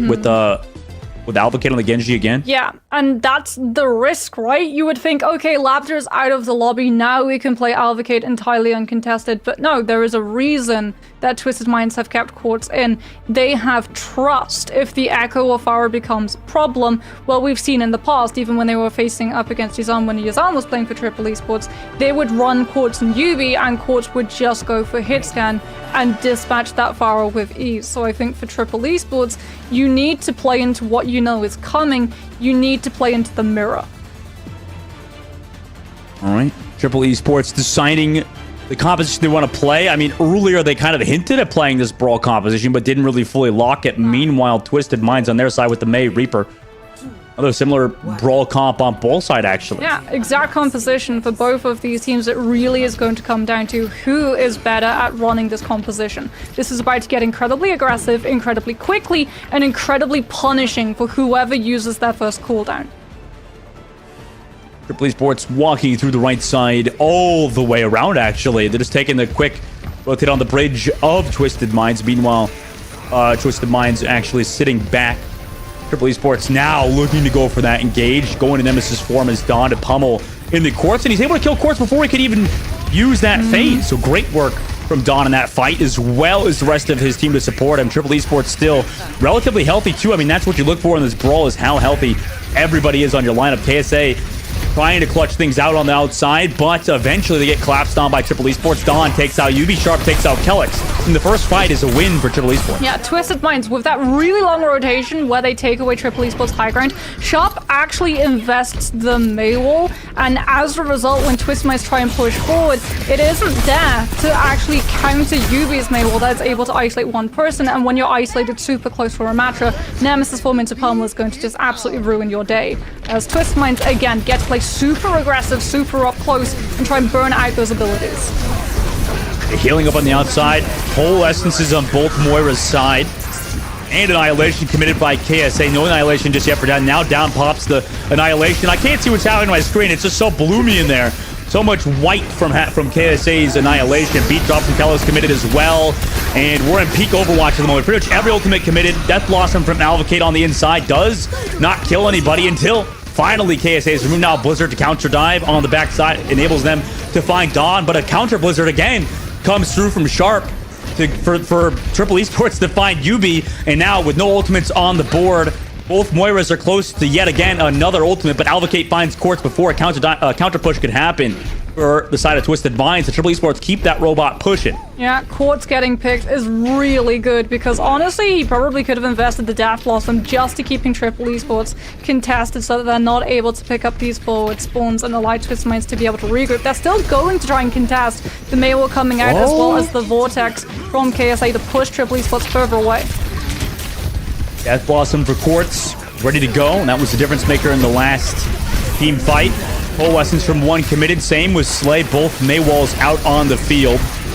Now into the Nemesis form is KSA, get Advocate low, but still, KSA comes out on top, kills Sharp with enough forward space allowed. Quartz also sitting with Death Blossom still behind. Triple Esports just look to die on the robot, not give up any space, or at least find a kill. But it's Yubi to find one. Advocate pops the Death Blossom, getting it actually late in this fight to give him a 3K. Oh my god, Advocate comes back, Quartz commits the Death Blossom, but now has to deal with Advocate. It does so. Does Dawn alive, commits the Annihilation against Yubi. And it actually kills Quartz too out of the fade. Now will come back out of the annihilation back into Nemesis form and almost wins the 1v1. Lucio comes out of nowhere into the vortex to save Yubi. And finally, Twisted Minds claim the robot. Yeah, Alvocate got those supports in one fell swoop, so both of them playing together and tried to turn it around. It unfortunately did mean that Dawn tried to also invest the Annihilation to be able to win it for the team, and as a result, Twisted Minds in this next fight are going to have the Annihilation and a Blizzard, whereas Sharp is going to be forced to use it defensively to peel away any aggression Twisted Minds have. Aggressive orbs being used from both Moira's sides. Slay close to Coalescence. Yubi also with the Blizzard uses the wall early. Notices they're caught out. Already got that Reaper fade. The cooldown's really what they want out of Triple Esports side. Maybe you get a beat drop into this Annihilation from KSA, but they're walled off. KSA goes so low, forcing the cold though intelligently, not double layering their support ultimates from Kellex was beat drop. Counter beat committed by Anj into the Coalescence from 1, so they layered those on top. Kellex commits his late, so they can go back in to the Blizzard committed from Sharp, slows down KSA, gets them to half HP, but they don't have the damage follow up, though they are able to find Yubi on the outskirts of that Blizzard. Good kill from them. Dawn also has the Annihilation in a second. Do they commit it? It looks like they don't need to because Alvocate has found Quartz. And in this brawl, Triple Esports keep coming out on top. Yeah, they have the sustainability. The fact that Kellex uses Sound Barrier to deal with one's Coalescence enables Sharp's Blizzard to actually find the pick the Triple Esports are looking for, and then they have the numbers advantage. Alvocate's going to have Death Blossom to be able to cover any regroup that Twisted Minds try and launch. Immediately hops over that Maywall and forces the Ice Block from Yubi's side as well. That's going to have to be even longer that Twisted Minds have to wait and regroup. They need the Maywall to actually stop Dawn from being able to push forward aggressively with the ult. Checkpoint received. Now Alvocate and the rest of their team sitting around this backside with the Death Blossom. So far on the Reaper, Alvocate's been looking really solid. Goes into the sign of Twisted Minds, having to back up now against Dawn. We're still sitting on the Annihilation. Beat drop engage from Anj at first, into a Coalescence from 1. To break the wall, now the Death Blossom's committed from Alvocate. A lot of ultimates thrown into this fight. That's 3k for Alvocate. A lot of distance, however, going to be picked up as a result, as we're going to have a look at a replay of this Death Blossom. Alvocate getting to close up the distance because of both support ultimates used from Triple Esports. They really want to get close and push Twisted Minds into just losing that fight so that they can just focus on pushing this card around this corner. As Dawn sitting on the Annihilation is going to use it to counter any aggression Twisted Minds try and come back with. But the problem is, you just don't have the sustainability. Soundfire and Coalescence removed in the fight previous. Twisted Minds survived the Remacher ultimate and can now look to pick the bot back up. Yeah, I guess they were just looking for at least something there. Maybe at least force that Coalescence is decent going in next fight. Yeah, but it is only the Coalescence. Honestly, if you're Triple Esports, you are angling for Twisted Minds over committing into this next engagement, given that there may be a lot more distance for Triple Esports currently, but Twisted Minds have the ultimate advantage, especially if Sharp's Blizzard whips and doesn't find the value it's looking for, or if Kellex is able to use Samurai to save them. They're not going to have a lot of time to be able to build ultimates back up to rival the distance. Blossom ready to go from Quartz over the top. Blizzard available for Sharp. Meanwhile, 1 has already built that coal. 82% Anj gets poked so low. And the Annihilation is here for KSA on top of the beat drop to give them this space. And Yubi also commits to Blizzard. They really wanted to win this one. One's gonna have Coalescence, but other than that, that's the only ultimate Triple Esports and Sound Barrier as well have to work with. Twisted Minds now with the Death Blossom and Coalescence play can go aggressive. But, like you mentioned, a double support ultimate for Triple Esports, but they've been layering them quite often. So the problem for both of these teams is no one's running the Ana in this composition. The Moira can't sit up safely on the high ground catwalk. You have to be with the rest of the team. They go in to Twisted Minds towards that cart. Coalescence available. Slay pops his first. Now counter Coalescence committed by 1. Anj still sitting with the beat. This is great for Triple Esports so far to not commit the beat too early. Layering these support ultimates might result in them still taking it out. Eventually, they look to push forward here. Quartz still sitting with Death Blossom. They know it's about to come in. Anj just waiting for that Death Blossom. They look to shut out Quartz, force that fade early. Now they can beat, drop, engage. But they're against Quartz's Death Blossom. They all got to look at him. Do they have the damage follow-up? They do with the Annihilation of Dawn. And Alvocate popping his own Death Blossom. But KSA and Kellex, they trade it back. Sharp and Alvocate both fall. And on the inside angle, Kellex drops the beat into KSA. That's perfectly timed. Dawn's Annihilation cannot find maximum value until Anj finds Slay. Yeah, it's still going right now. It finally pops out. Now a counter annihilation committed by KSA just to equalize it, give them that advantage again. They took control of the robot. Dawn's going to keep backing up, has the support there. Eventually, annihilation will wear off. Yeah, one's going to be able to come back into this fight with Coalescence so that Triple Esports can get aggressive with Sharp's Blizzard placement as Twisted Minds are forced to back up. They're playing for a better positioning in this next fight. Keep an eye on KSA. He's actually away from the rest of the team, and that leaves him vulnerable to the Coalescence. But it does zone with the Blizzard. UB counters the Coalescence from one, and now Triple Esports have nothing. But they disengage. Desperately trying. You're right. They disengage for now. Coalescence re-engage from Slay, though. How far away are they? They fade away, but a wall comes through. Sharp, though, has the ice block still available. Has built up the Blizzard for because of it. Gonna throw it off in just a second. But he dies so fast to UB. He can't even pop the Blizzard. He also gets, or UB also gets Albacate on the outside. Now Dawn just looks to delay. Amazing fight win for Twisted Minds as they look to take the advantage. Clutch kill from UB too. Slay using Coalescence to allow Twisted Minds to cross that corner aggressively. If he did not find that pick onto Sharp, Blizzard would come through and Twisted Minds would not have the actual sustainability tools to be able to see it through. But that kill buys Killix the time to actually build into Sign Barrier. Fade early used by Albacate, had to dodge around Quartz. Beat drop committed from On to save him. But Kellick's still waiting on with his beat drop as well. UB again! What a difference maker. Just picks off Albacate time after time with the beat drop. They're looking to fight it. Onge does find Quartz at the very least. But Triple Esports, you know, they do have some members to work with. No more Reaper, so that's a lot of the damage gone for Twisted Minds besides KSA, who commits the annihilation, but it's against the Coalescence, so they should have the heals to peel it off here. Dawn still waiting with his annihilation. Has to deal with UB's Blizzard. Pops his annihilation now on the backside, but it's against the Coalescence and the Blizzard. UB's able to get one Slay also onto Albacate, and with that, overtime's ticking down. They had to touch this payload last second. Triple Esports just funneling in. Twisted Minds to win on Esperanza, and we'll get the 3-0 win. Oh my goodness, UB coming in with some really clutch kills that just allows this team to get so much more aggressive. This composition is all about just pushing aggressively, burning out ultimates, then burning out players. But when you have a numbers advantage, especially when it's things like the Reaper and the Mei that are gone, you get to be so much more aggressive in terms of your placement and positioning.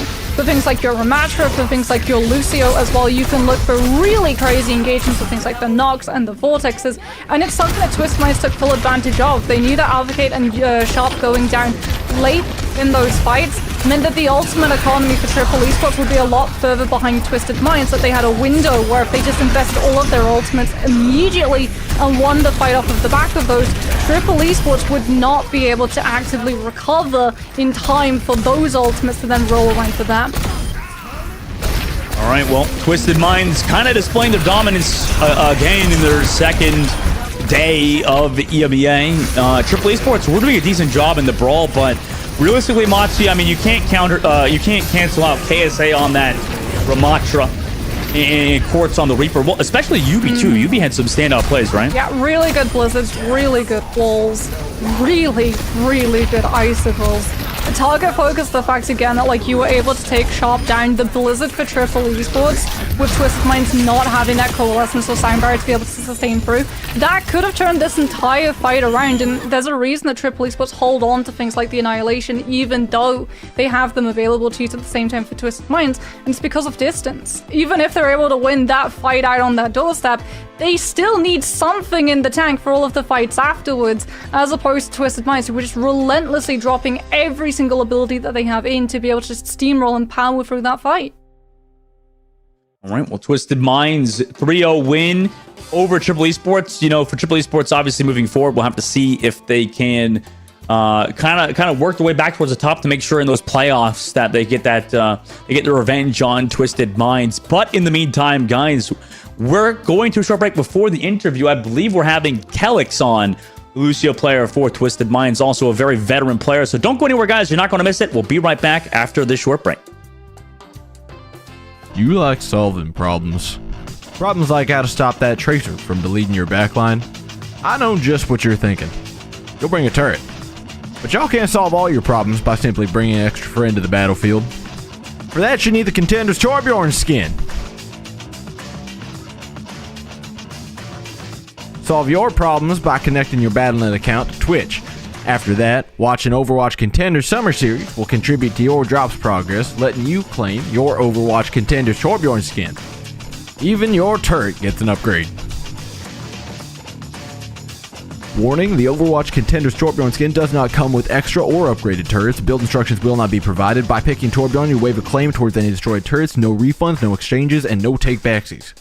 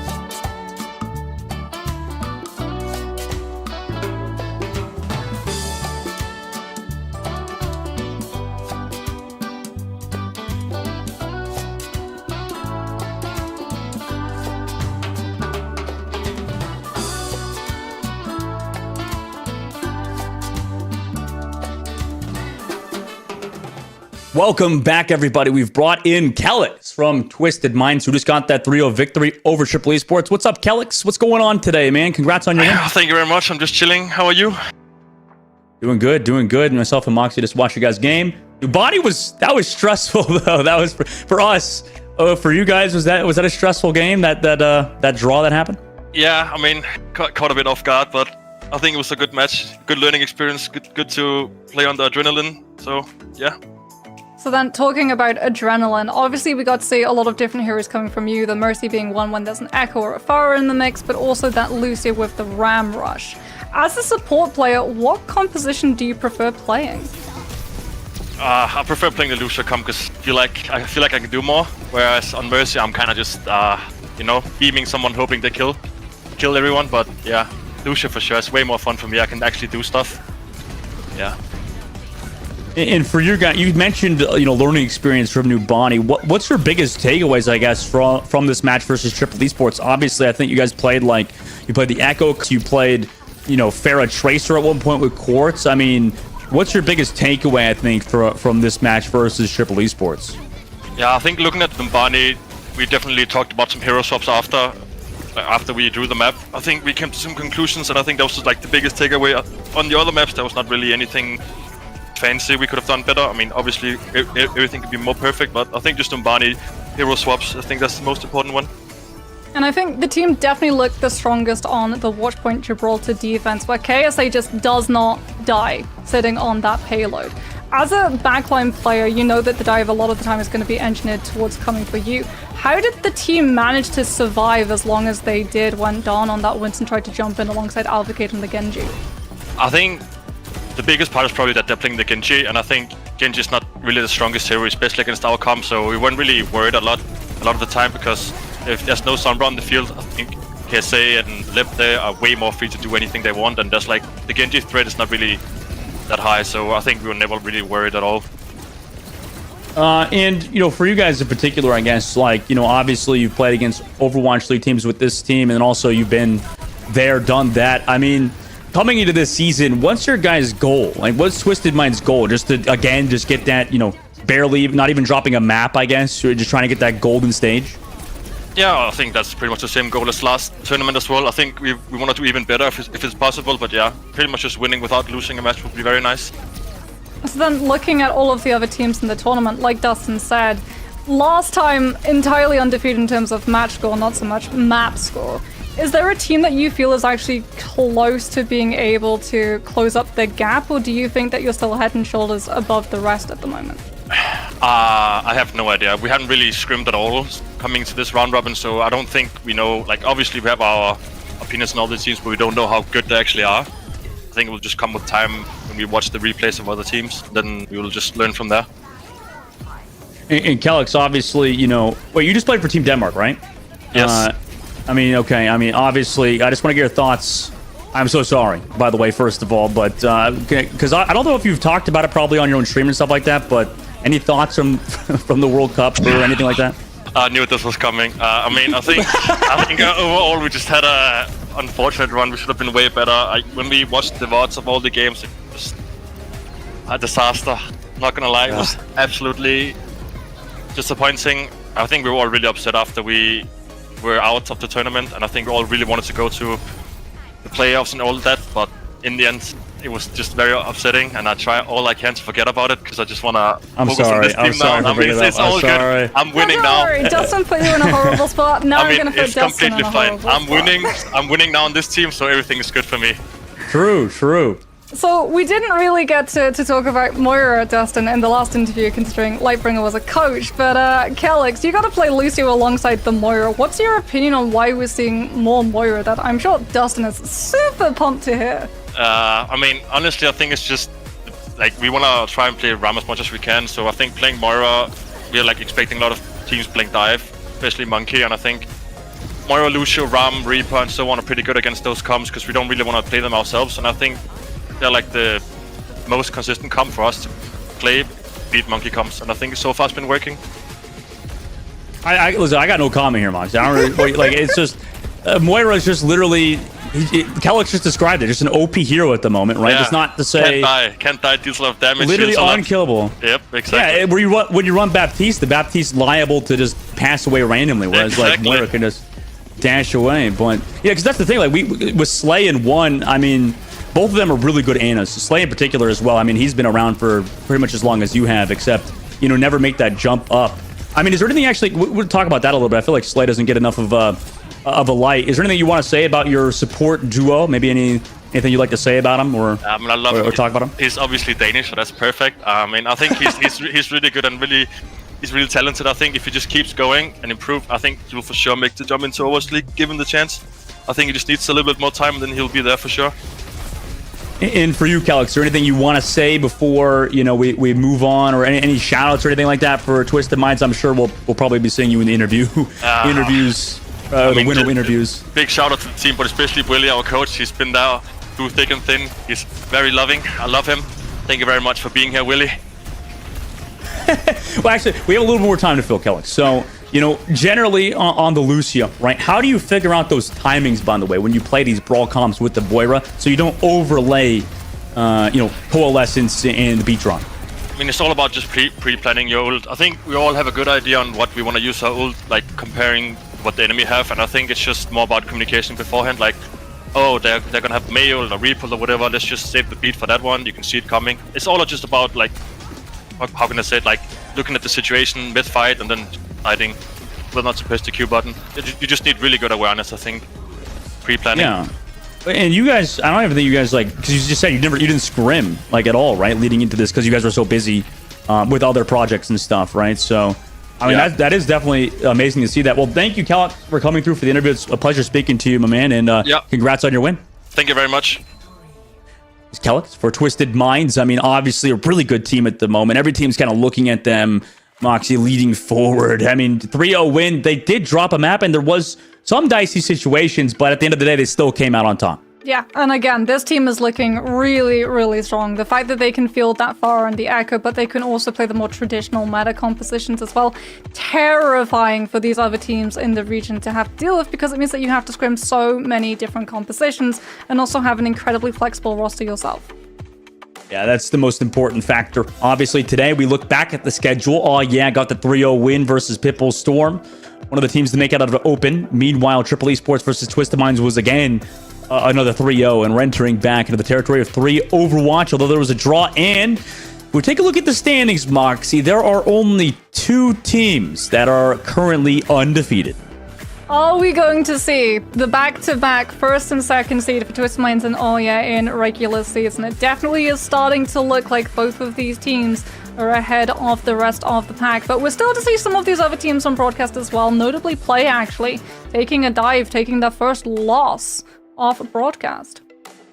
Yeah, Play looked like a really good team, but obviously played against Sheer Cold, who get their first win on the board as well, and they're obviously trying to make the playoffs, so we have a little bit of a season ahead of us, guys. But in this second week of EMEA, that is basically it, right? Obviously, we've got over in North America some games still going on. Oh, just kidding. We got, the next games for EMEA actually will be next week, guys. So July 17th, we will be back at the same time we were live today, 6 p.m. CEST, with Ataraxia coming through versus Raspberry Racers. And then the fan favorite, Team Peps versus SRP check. You're not going to want to miss that one. Oh, that's going to be such an interesting one. It's really nice as well to get to see Ataraxia come through after such a successful run for Team Spain in the World Cup. Really lovely to see some Spanish representation coming through once again into the Tier 2 scene. Meanwhile, in North America, that's happening later today in just a bit, obviously, 5 p.m. PDT. We got O3 Splash versus Worldwide, Dragon Dance versus Wisp at 6:30. And if we take a look at the standings as well, we'll see one of the teams that I potentially could have played for, Moxie. I think I told you, I haven't said this on the broadcast at all, but Rymazing on Strix, actually, they just got their win. Really close game yesterday, by the way. Awesome game that was, that they won versus Timeless. He reached out, he's like, hey, you want to play Contenders? Like, literally like 5 hours before roster lock. And I was like, listen, man, I got to cast, dude. Plus, you know how washed up I am? Myself and Moxie, we've been casting for like literally 2 years now, like a year now. I have barely touched the game. I just watched the game. And, I can't imagine if I would play on the level as their flex support. The flex support of Strix was so good.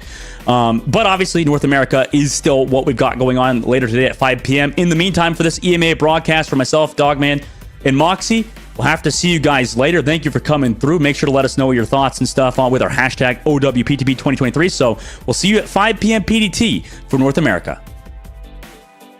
Oh, hello, fancy meeting you here. It's so nice to see ya. Are you ready to survive the wastelands? Then you'll need to bring your shotgun, your axe, and of course, your knife for your sharp wit, if you get my drift. Hey, whoa. Hold on there. Don't forget to pick up your Overwatch Contenders Junker Queen skin. Yeah, gearing up is as easy as connecting your Battle.net account to Twitch.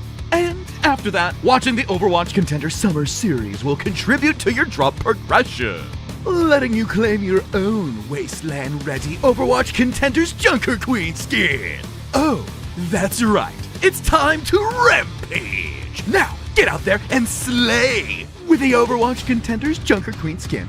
Okay, take care now. See you in chat.